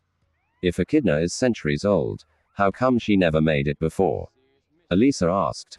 None of them caught her interest. Micah said, now, shush. We're getting to the best part of the story. Elisa laughed. So, here I am in an aerial battle with gargoyles. I'm jumping around, hitting, and moving. It gets down to a couple, and the elder calls for the hunt. Micah sipped his water. So while the others fly off to look for rabbits or deer, I land and pull out a deed to my apartment, credit cards, and look at Echidna and her mother and tell them I will give her a home of her own to defend, shelter in the day, my heart and soul at night. I will guarantee food, shelter, and my love. Elisa smirked and she asked when he stopped and noticed his eyes were remembering. Echidna looked at the photos of my place, my bank statements. Then she looked across the clearing to my father who was near Grandma Astrid. He smiled. Grandma Astrid was the leader of the tribe as it were and she asks her, is he worthy? Elisa's eyes widen. Grandma of course tells her that she can't be impartial as I am her grandson. But she tells her I am a warrior and if I say I can provide, then I can. Ma looked up as well now. She took to the air. Grandma Astrid yelled at me to give chase or lose her forever. Micah smiled. I used my jump port to get me in the air and then I unveiled my wings. They are made of nanotechnology and they look like gossamer versions of a gargoyle. It was something to see. We were the first pair in the air and I chased a dove. She didn't make it easy at all. Several more pairs were in the air and I used my gift to appear around her, but she would slip away. He smiled, remembering that night. I caught her near midnight and let her go. She led me to her tent and you can guess or imagine what happened then, he said. And Elisa laughed as she'd been holding on to his words. When I came back to the States, Echidna came with me. We made our own clan and we were happy. He said. When Dawn was born, he laughed. She came out as an egg first, gargoylus carry for 6 months. Then 3 months later, she hatched and we had a screaming blue-skinned baby gargoyle. He looked at Elisa. We were not ready for that as she should have been in an egg for 5 years and instead we have a baby. He shook his head and gave her a grin. Nothing prepared either of us. Dawn was a hybrid. What's that mean? Elisa asked. Micah smiled. Want to meet my daughter after work? Elisa paused then nodded. So the quarrymen killed Echidna. Elisa said sadly that they did. Micah said with a sigh. So now you protect Manhattan. A defender of the night. Micah said they got back to the car and Elisa drove them to their next beat. So we've talked about my past, your past. My daughter. What's next? Micah asked. Elisa shrugged. Why did you choose nighttime? Wouldn't you want to spend time with your daughter? She asked as she drove them around the block. Micah laughed. Dawn doesn't turn to stone during the day. I get home and she'll snuggle with me until it's time for school. School. Now, Elisa was very curious. After work, I'll show you a whole new world if you are ready to step through the looking glass. Elisa laughed. Then movement caught her eye. Time to earn our pay. Ready to work for your money, rookie. Micah gave her a sharp look. Just hit it already, he said, pulling the light and putting it on the roof as Elisa gave a hard jerk and accelerated after the speeding car. Hope you have a strong stomach, she said as she weaved in and out of traffic. This is nothing, Micah said as he adjusted his seat belt before grabbing the radio. Dispatch, this is Orr. He paused and looked at Elisa. She gave him a grin and grabbed the radio, rattling off the numbers. We are in a high-speed pursuit heading west down. Micah looked out the window and cursed as Mazza Swerve missed a parking car and cut the corner hard. Get me a chopper on him. She yelled and tossed the radio aside. This is where the fun begins. Ma Uchi was dead. It was a proven fact as his body was laying in the middle of a crater that had been created by the blonde who knelt at the lip of said crater.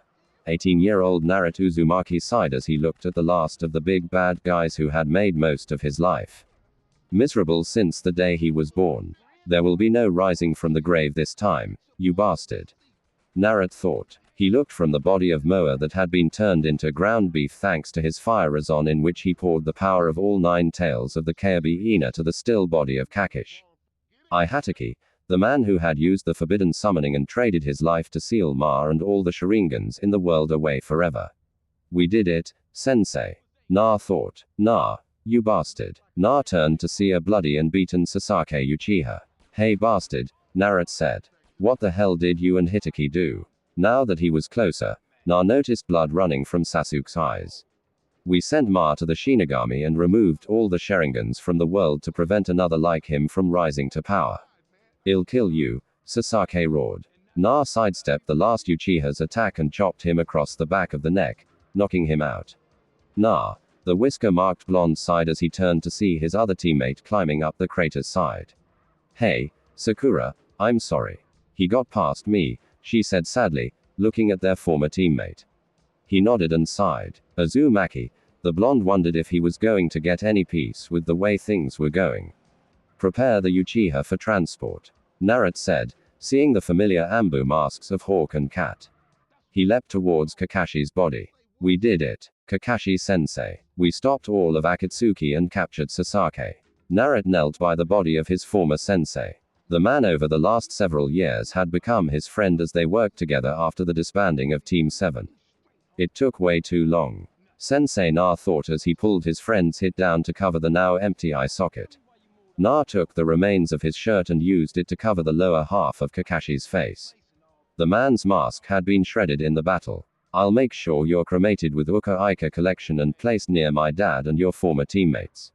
Na vowed. He picked up Kakashi's body even as Anbu moved to destroy the remains of Moa and secure the battle area. Na walked past Abiki who gave him a nod. Let's go home, Na said looking at Sakura who nodded. XX. Konoha Council Chambers. Sunyunid looked at the gathered council, stuck her pinky in her ear, and shook it around before looking at them once again. I don't think I heard you right. Homio shook his head. You heard us correctly, Sunyunid. Naruto Uzumaki is far too dangerous to remain here. This latest attack showed that you ungrateful bastards. Sunyunid snarled. He stopped Muiha as well as captured the traitorous Sasuke Uchiha who has been on the run from Konoha for the last 5 years. Be that as it may, it was Uzumaki they were both after. Homiera said, I won't allow this. Snarled. It is either he's banished from Konoha forever or none of us want that. Kaharu said, you all agree to this? Demanded. No, but majority rule, Kaharu said, showing her displeasure at this. Adi took note of who agreed with the ruling and saw it was the civilians. Morons, she swore to herself. So this is it. You kick out our best ninja because he's too strong. He can't be controlled. Homiya yelled. He isn't a tool or an animal. Sunyunit said, he's been nothing but loyal to Konoha his whole life. Kaharu smiled at that and shot her former teammate a look that clearly said, I told you so. The decision stands. It's for Konoha's safety as well as for the safety of the Land of Fire. Naruto Uzumaki is hereby banished for the rest of his life for however long it lasts. The sound of Sunid's fist tightening was heard around the chamber by the popping of her knuckles. Homie didn't realize the political, storm he'd created and wouldn't for some time.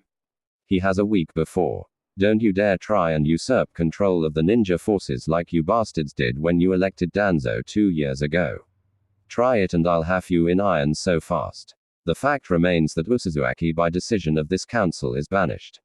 If we must, we'll hire independents to deal with removing him. Sunyunid narrowed her eyes. You have a lot to answer for. Homiya nodded. He used his last favors in the court to get this over the Hoage's head. The daimyo warned him this would be the last time. Send for Nosade said. I'll tell him myself. She left the council chambers. Her heart was breaking at what was going to happen. XX Ikyaku's ramen stand. So, it's thanks to Kakashi that I managed to finish him off. Na was telling Ayami, I'm glad you're safe, Na. When we heard what was happening in the shelters, Na nodded. It wasn't easy. He stirred the noodles in his bowl. He wasn't really hungry, but he'd come to make sure Ayami and her father were all right. I'm sorry about Kakashi, Ayami said. Nah. He turned to see the flap open to reveal Sakura. Hey, aren't you supposed to be at the hospital? He asked as she sat down next to him. No, because I was on the front line. I've been excused from duty for the week, she said. And Na saw her blow her bangs out of her eyes with a gentle puff of air. They sat in silence for a bit. Nah, Sakura began, but was as far as she got as the flap of the ramen stand opened again. There you are, Na, I need to speak with you, Sunyunit said after seeing the blonde she was looking for. Ba-chan Lady Sunyunit Sakura said seeing her mentor out of the office and not at the hospital even walk with me. Na the whisker mark blonde looked at the woman for a moment. It must have been he. Our eyes, or it could have been that she hadn't remarked on his calling her Ba-chan. He stood and walked out of Ikyaku's for the last time. Unknown to him, the pink-haired girl waiting for him and the owners of the stand. XX Why so serious? Na asked, had a hunch to her shoulders. I'm not sure how to say it, she admitted, then just blurted out. Na said, it can't be that bad. At this surprised him as she grabbed him and pulled him into a hug in the middle of the street, sobs racking her body as she squeezed him tightly. What the hell am I supposed to do now? Na thought later that night. It had taken some time to calm Sunyunit down, and by the time that happened, there was a crowd. Naruto-san shined them out of there into her office. He sealed the door after telling Shizen Tatsunade wasn't to be disturbed. It had taken an hour to get the story from about his banishment. She was looking at him now, her eyes red, not from alcohol this time, but from tears. Say something, she commanded. What do you want me to say? Na said, his voice surprisingly even. I'm being kicked out for protecting my village. Sun Unit sniffled. They surprised me with this. It's signed by the daimyo. Na sighed. What are the terms? Sniffled. You are banished from the land of fire's borders and Konoha for the rest of your life, however long it may be. Na slumped. Life, he said, his voice soft hollow. I'll keep trying to fight it. Perhaps with, don't bother, Na said. It's obvious I'll never be accepted. Saw the broken look in the blonde's eyes. How long do I have before they set ambu on me? They're giving you a week, but they can't use ambu. I told them using any of the ninja as grounds for treason as they have already exceeded their authority once. Na didn't say anything. A week shaking his head, he stood. With your permission, I need to too. Sun Unit felt her own tears threatening to fall once more. Na, I'll catch you later. Lady Sun Unit, he said and was out the door before she could say more. Sun Unit sat there and then the tears came. It was how Shazan found her. XX atop the Hokage monument. It figures. Naruto stood atop the head of the fourth Hokage. I never asked for anything other than to be accepted. Thanks a lot, Dad. Na said looking down at the head of the Hokage he sat upon. I wouldn't have learned about you except that Bar-chan had me go through pervy sage's things after he died. Na was quiet for a bit. I wanted to hate him so much after I found out that he was my godfather and that he knew who my father was. Kami, you have to be deaf, dumb, and blind not to see it. Na looked out over the village that he fought tooth and nail for, that he shed blood, sweat, and tears for. Bar-chan says, I have a week before they officially kick me out. Na sighed. Well, I'll leave on my terms and it's not going to take me a week. Na already formed several plans in his head. He sent a silent thanks to Jera as he'd forgiven him after his death. Now I just need a few things. The whisker mark blonde thought. Chapter 2. Lady. The busty blonde Hokage jerked awake as her longtime friend and apprentice Shizune burst into the office. What is it, Shizune? Can't you see I was? Look at the Hokage monument. Shazan cut her off and jerked the curtains open. Sun Unit blinked. What the? Get me Naruto now. XX. A search had revealed Naruto's apartment empty save for a letter addressed to the Hokage and his headband. What's this mean? Sakura asked. She'd been woken by Shazan when it was discovered that Naruto's apartment had been empty and her emerald green eyes were on the headband now on the Hoage's desk. It seems like Naruto didn't take the week. Sun Unit muttered. What do you mean, Lady Sun Unit? Sakura asked. The Hokage sighed and went on to explain the council's decision. What? How can they do that? Sakura asked. They went around me and used some favors with the daimyo. Sun Unit said. Not at all happy. But I don't understand. Sakura said. Neither do we, said with a tired sigh. Late yesterday, I informed Naruto of the council's decree. Apparently, he's decided to leave on his terms and not theirs.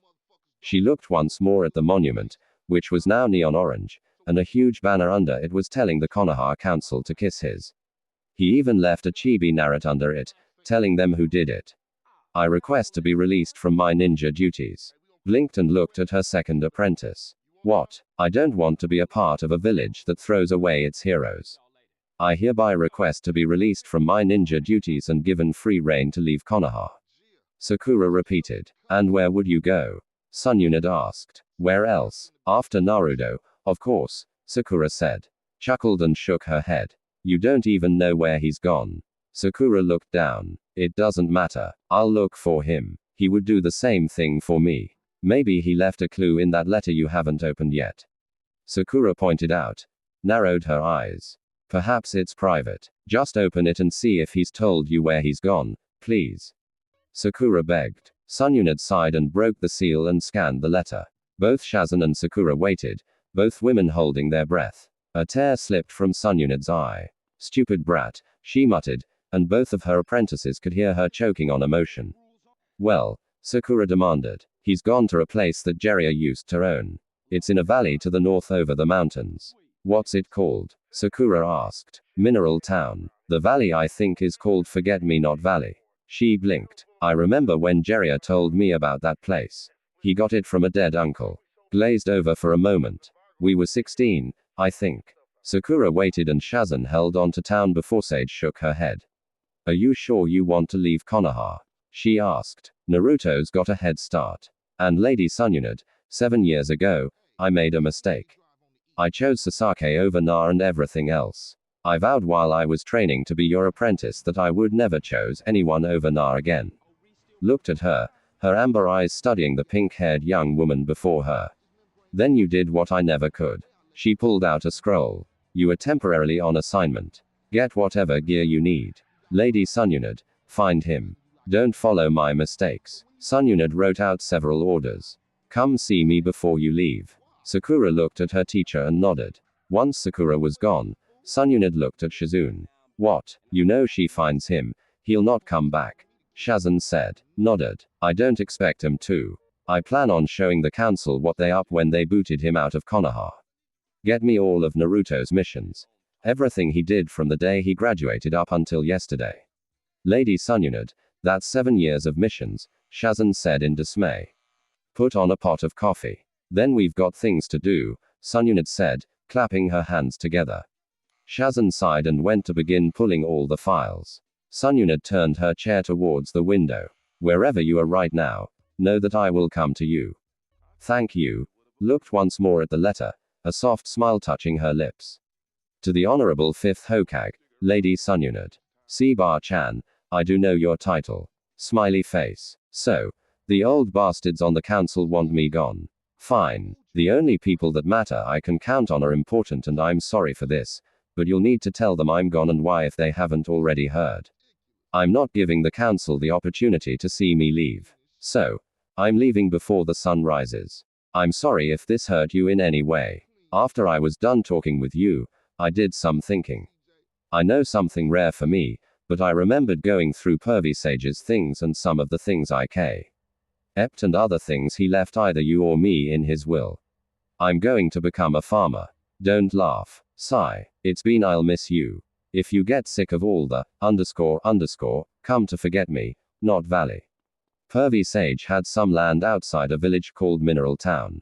You'll need to take a ship unless you're going to do like me and cross the mountains. But I don't think your old bones could take it. Smart Bratsanade said, reading that again. I wish I could be the one to take the mantle of Hokage from you, but that will never be. I suggest Konohamaru once he grows up a bit. He's still a brat. I know Sakura is probably mad, but I knew if I would have said goodbye to anyone, I'd be in tears, and this is hard enough. Tell Ka and Hinata to raise those kids against their clan rules and kick and take names. Tell the Three Stooges I'll miss hanging. Ino and Choji really need to give Shikamaru and Tamari room to breath. Tell Shinov avoid bug spray. Ask Sai to protect Konohamaru. I trust him as he's become a friend over the last few years. I mean, come on. He turned against Danzo for me. Tell Yuruka I'll miss him. He was a big brother to me and I'm sorry I wasn't a better student.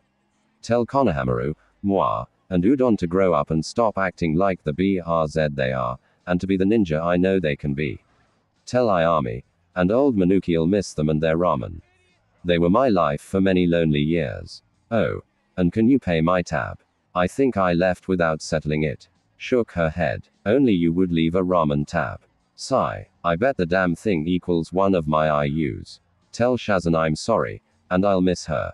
She became the big sister I never had. Tell Nay 10N and Bushy Brow. It's been an adventure and I was happy to have them as my friends and comrades. Tell Karani to raise little Asuma up strong. I won't be there babysitting anymore. And tell her to keep Anko away from the kid. Shall corrupt him. My last goodbyes are for you and Sakura. Bar-chan, I will miss you. You became family to this orphan, even knowing what I hold. I don't know if I consider you an aunt, a grandmother, a mother or a sister. You fill each of those roles and I will miss you. Even if you suck at poker and are a drunk soccer Aiken, there is so much I want to say and not enough room left. I end this letter. Our time together after I came back from my training trip with Jera, I thought many times you'd go running after Sasake, but you stuck with me and I got to see the real you as you got to know the real me without lies or masks. You didn't turn from me when you learned what I held. Know that I will always cherish our time, however short it was. All I can say is stay strong. Konoha will need you. Open your heart to love. I'd suggest Bushy Brow, but he ten and Naya together. I Hasanade saw tear marks on the paper. Oh brat, Shush is coming for you and I almost pity anyone that gets in her way. Sunyunat thought. I do love you, Sakura.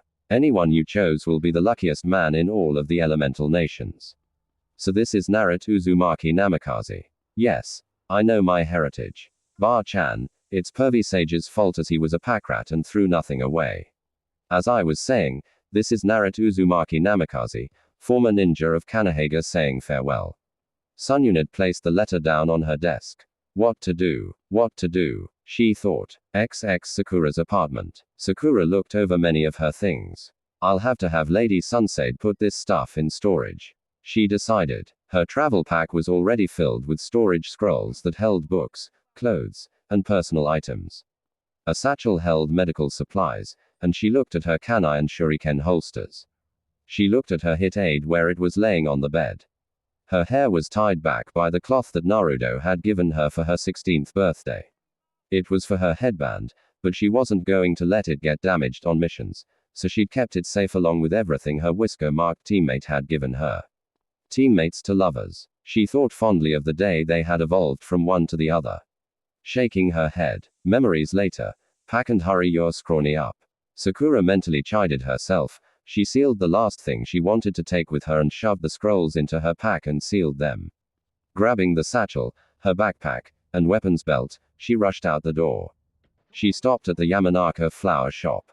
Sakura Inoiki Yamanaka said, I know Ino's out on a mission. Could you give this to her? Sakura had an envelope. She'd taken time to write what was happening. Going on a mission? Inoki asked. Sakura paused. Kind of. I really need to go. Goodbye, Sakura said and was out the door. Inoki looked after the girl that had been his daughter's friend, and a chill went up his spine. That sounded like a permanent nah. I'm just feeling old, he thought, putting the envelope aside for Ino when she got back from her mission with her team. XX miles away, Naruto Uzumaki Namikaze leapt from tree to tree. His pace would be hard to keep up as he was using chakra to boost his leaps. He was nearly to the northern border, a trip that would have taken a couple of days. He'd made great distance since leaving before midnight. He knew going over the mountains would take time, but he didn't want to leave a trail in case anyone was looking for him for revenge. He made up his mind while talking to the Hokage monument, and Naruto bid farewell to Na the ninja and was already reading a book he bought on farming. The elemental nations were safe from the tailed demons and Akatsuki was destroyed. They can deal with their own problems now. Na paused and looked back. Konoha was well out of sight and the sun was in the air. He decided to rest for a bit before continuing. XX Konoha Hokage's office. You'll head to Rice Country and take a ship from there. Na is on foot and is going through Earth Country to reach the mountains. Was telling Sakura. He'll then pass through Ice Country and finally into territory that's been ignored by the ninja nations. Sakura took the map. I'll have a Genin team pack up the rest of your things and I'll have them sent to you when you write to me. Said she stood up. Give the knucklehead a hug from me. Sakura nodded. I'm sorry, she said in a soft voice. No, you're not. Just stay by him, Sunyunat said, and she accepted Sakura's headband and ninja ID. Give this to him when you see him. It's his inheritance as well as everything I could find about his parents. I would have told him, but the old man left instructions that Na couldn't find out until he was 21. I decided that since he's out in the world, he has a right to it. Sakura nodded and added the sealed scroll to her pack. Goodbye, Lady Sunyunat. Sakura had asked to leave without anyone knowing except her and Shazan, and they couldn't escort her to the gate or it would draw attention. The pink-haired girl got a hug from both Shazan and a bone-crushing one from Sunshade before she left. You think they'll be all right? Shazan asked. I do, Suan said. And in a year and a half, well no for sure as I am retiring from this place. Lady Sunyunadi, Shazan asked looking at her friend and mentor. The brat offered me a place to retire to. And what kind of grandmother would I be if I didn't take him up on it? Suan said with a grin. XX Earth Fire Border. Na paused and shivered. Shaking his head, he moved on. He had a long way to go. Mineral Town. Here I come. Chapter 3. Forget-me-not Valley. It had taken around 2 months to cross over the mountains. The weather had been against him most of the way. But looking down from the mountain pass, Naruto looked over the place that would be his new home, and he smiled. It wasn't the forced smile of his youth, but one that promised potential for the future. He pulled out a very battered L-looking journal and smiled at seeing a map of the valley drawn on He first 2 pages. Na saw from his vantage point that there were many more homes than before, but the general layout was the same. He nodded as he used some of the geography to figure out where his new home was and began his descent. XX Mineral Town. The new clinic had helped the town a lot when the last doctor had retired. The mayor smiled as he tipped his hat at the receptionist.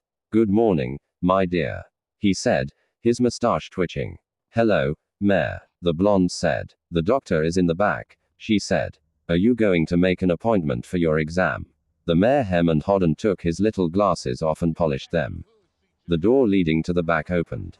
"Good morning, Mayor Thomas," the doctor called out from the back. "Hello, doctor. Just checking to see if everything is all right," Thomas said, adjusting his glasses.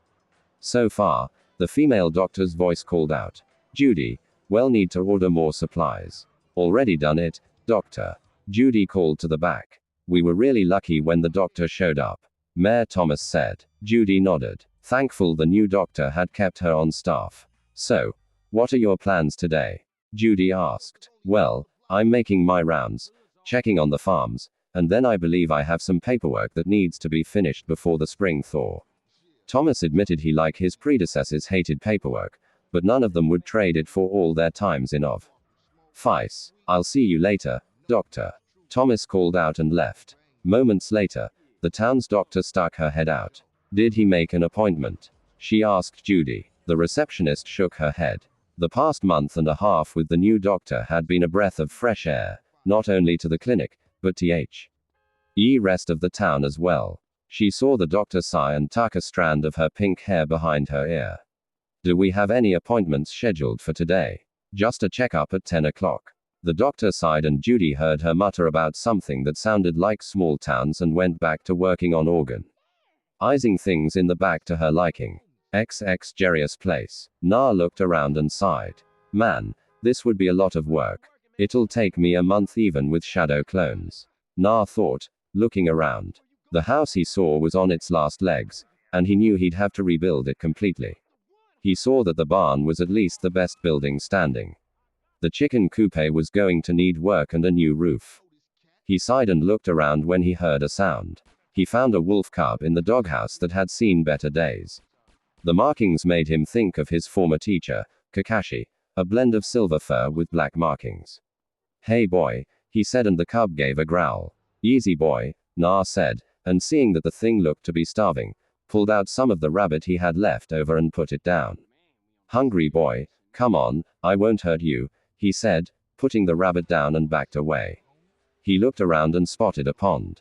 He looked at it and frowned at how scuzzy it was and knew that would take work as well. "Hey," Na turned to see a rather heavy-set man approaching wearing a suit and a top hat. "This is private property. I know. I'm the owner after my godfather died," Na said. "Jarius dead. Goodness gracious me. That is terrible news indeed. But that explains why he hasn't been around. But then again, I thought he was busy with his perverted giggle research." Na rolled his eyes. "Yeah, he did do a lot of that over the years. When he did visit, he would talk about how he would bring his godson up here someday so he could retire." Narrat remembered while they were traveling how Jera would jokingly talk about running away from it all. Now I know he wasn't joking when he said he had a place. Said the boy's name was Na. He was quite proud that he was named after a character in one of his first books. "What was it called again?" the man said, rubbing his jaw. "The Gutsy Ninja," Na replied. "That's it," the man said, then sighed. "Looks like I'll need to write to Konoha and see if they know how to contact Na." "Wait, you're Narrat. You said Jeria was your godfather." Na nodded. "Yes. Well, I'm the mayor of our little community." "Thomas," the mayor said and shook Naruto's hand. The man looked around the farm and winced. "I am afraid that Jeria never stayed to look after the place. When he did visit, he usually stayed at the inn. I'm sure we could get you a fair price for the farm." "Actually, I planned on living here," Narrat said and smiled at the look on the man's face as he looked between Naro and the dilapidated house and the whisker-marked blonde.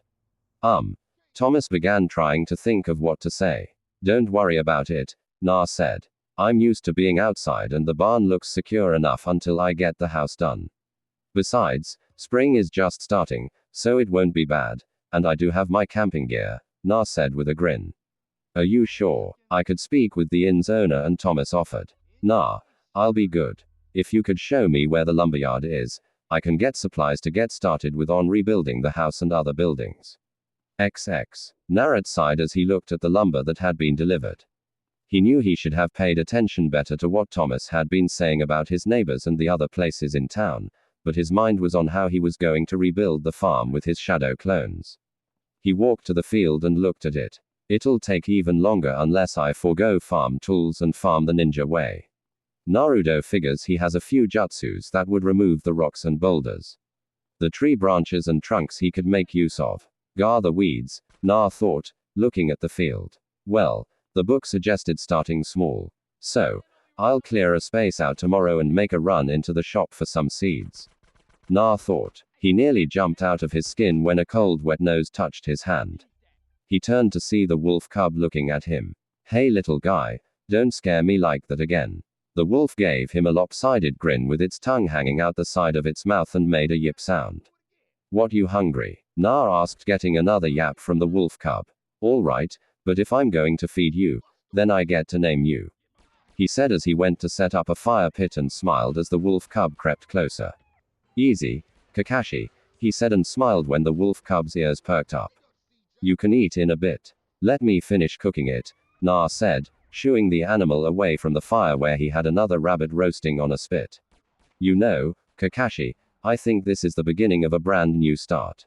Na told the wolf, he had decided to name it after his former sensei. I think you would approve. Besides, he does remind me of you. Maybe it's his fur. Naruto's laugh had the newly dubbed Kakashi looking at him for a moment before it licked its jaws and looked once more at the rabbit cooking. Its thought process telling it that the creature smelled even better than the dead one the yellow-furred two-legged fox had given it earlier. XX Doug's Place Tavern. I feel sorry for the young man. Thomas was telling Doug as the owner of the inn wiped the bar down. I told him we could have arranged for him to stay here, but he wouldn't hear of it. He's camping out on that land. I'm certain he isn't aware of the weather around here. Doug was saved from answering when the door opened. Hey Doc, your usual. Thomas turned and smiled, seeing Mineral Town's newest doctor. Her pink hair was tied back and she smiled as she took a seat at a table.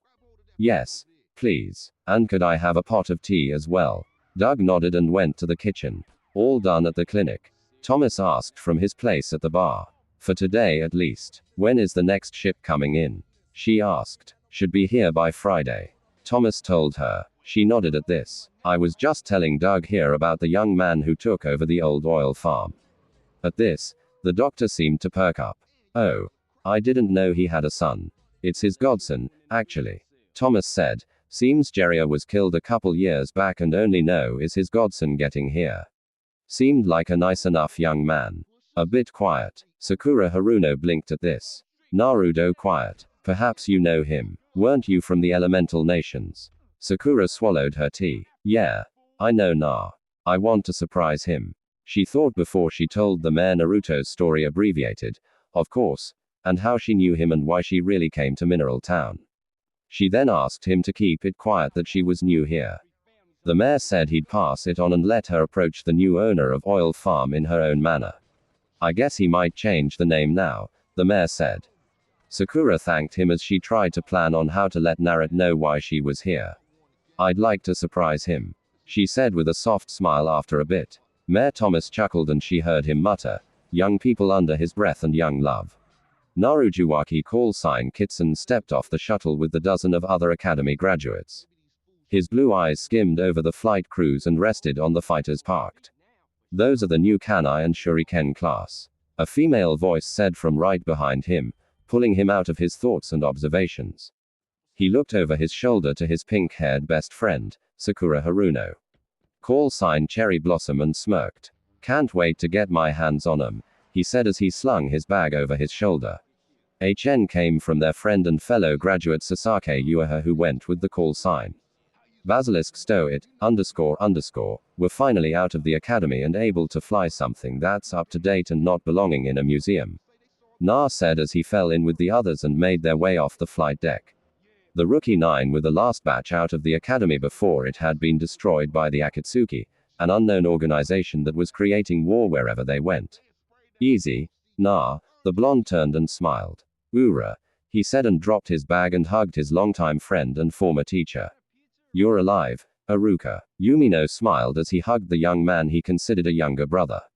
Yeah, managed to get the group I was teaching to the escape shuttle before the asteroid went up. Hey, Sensei, Sakura said to the scared teacher. You're going to be flying with us. I'm in the Chunin groups, Aruka said as Narut retrieved his bags. You'll be broken up into flights with Jun Ace as your squad leaders. He said, looking over the others.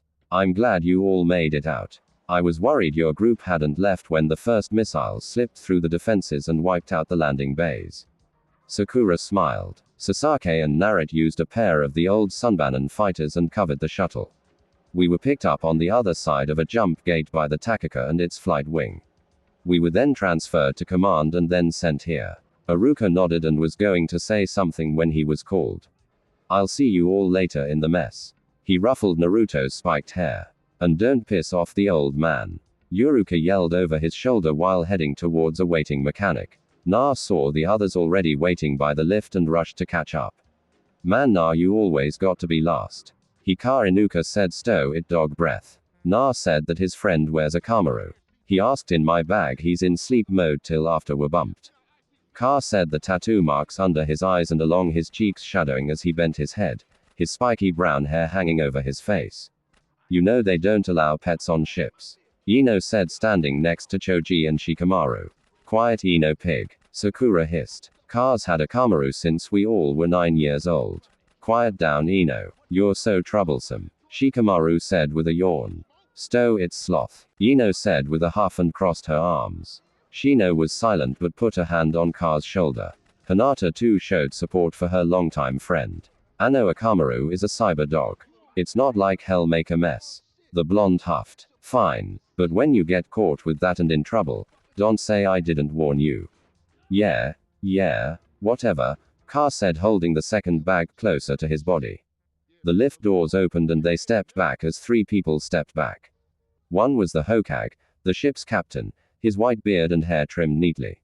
The other 2 was the wing commander, a man with spiky white hair, red marks on his cheeks, and a huge grin. The last was a woman dressed in medical robes and long blonde hair in 2 tails. Welcome aboard the Konoha, the elderly Hokage said. I am Sandame Hokage Serbi. To my right is Chief Medical Officer and Sun Lady Sunyunad, and to my left is Sananjera, your wing commander. The Hokage said. The Rookie 9 pilots bowed to their superiors. I will speak with you all later, but now I turn you over to Jeria. The Hokage turned and left with the lift. As of right now, your asses are mine. Jeria spoke and gave a leerous grin to the females in the group. Twitched. And she smacked him across the back of the head hard.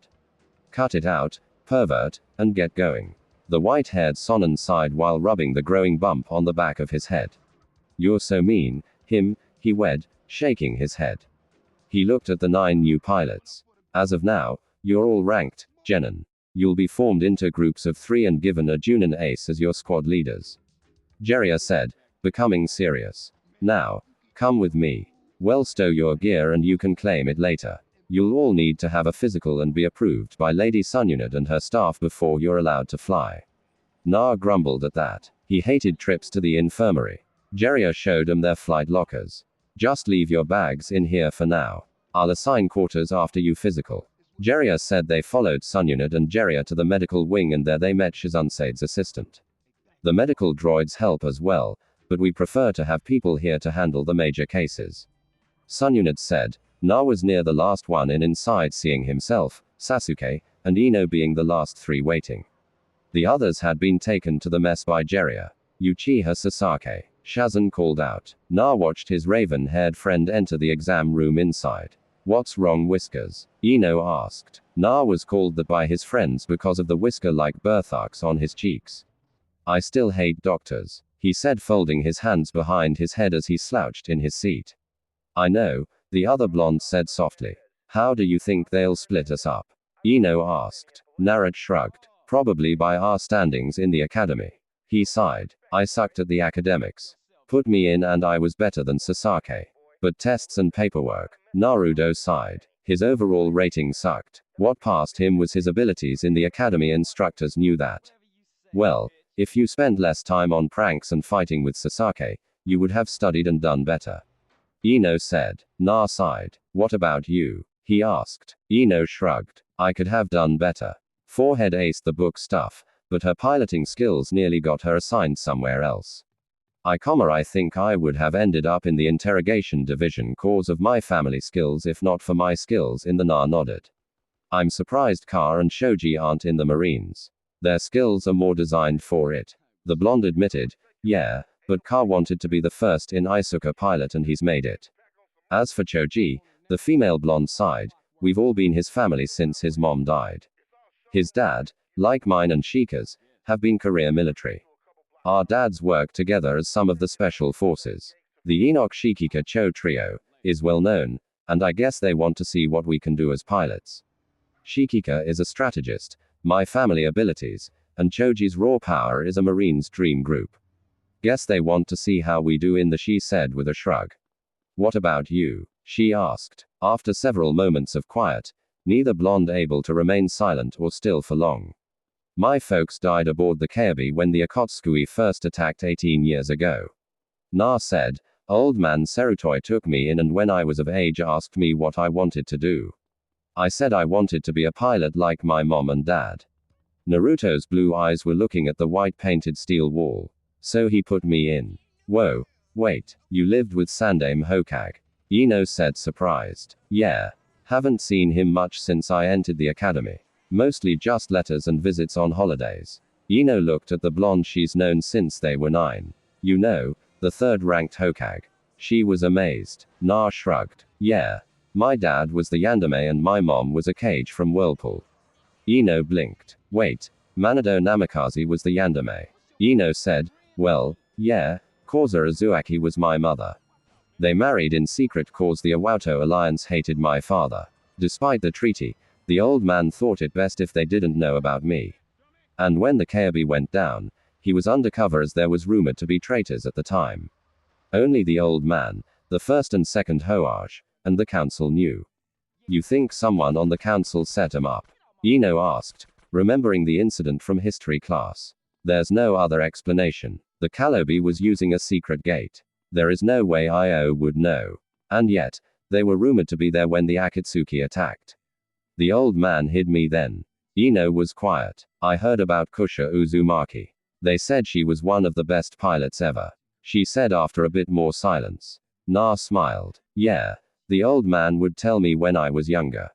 Mom was the Red Death. She could do things in her that no one else could duplicate. Her and dad actually met when they were on opposite sides during the Great War.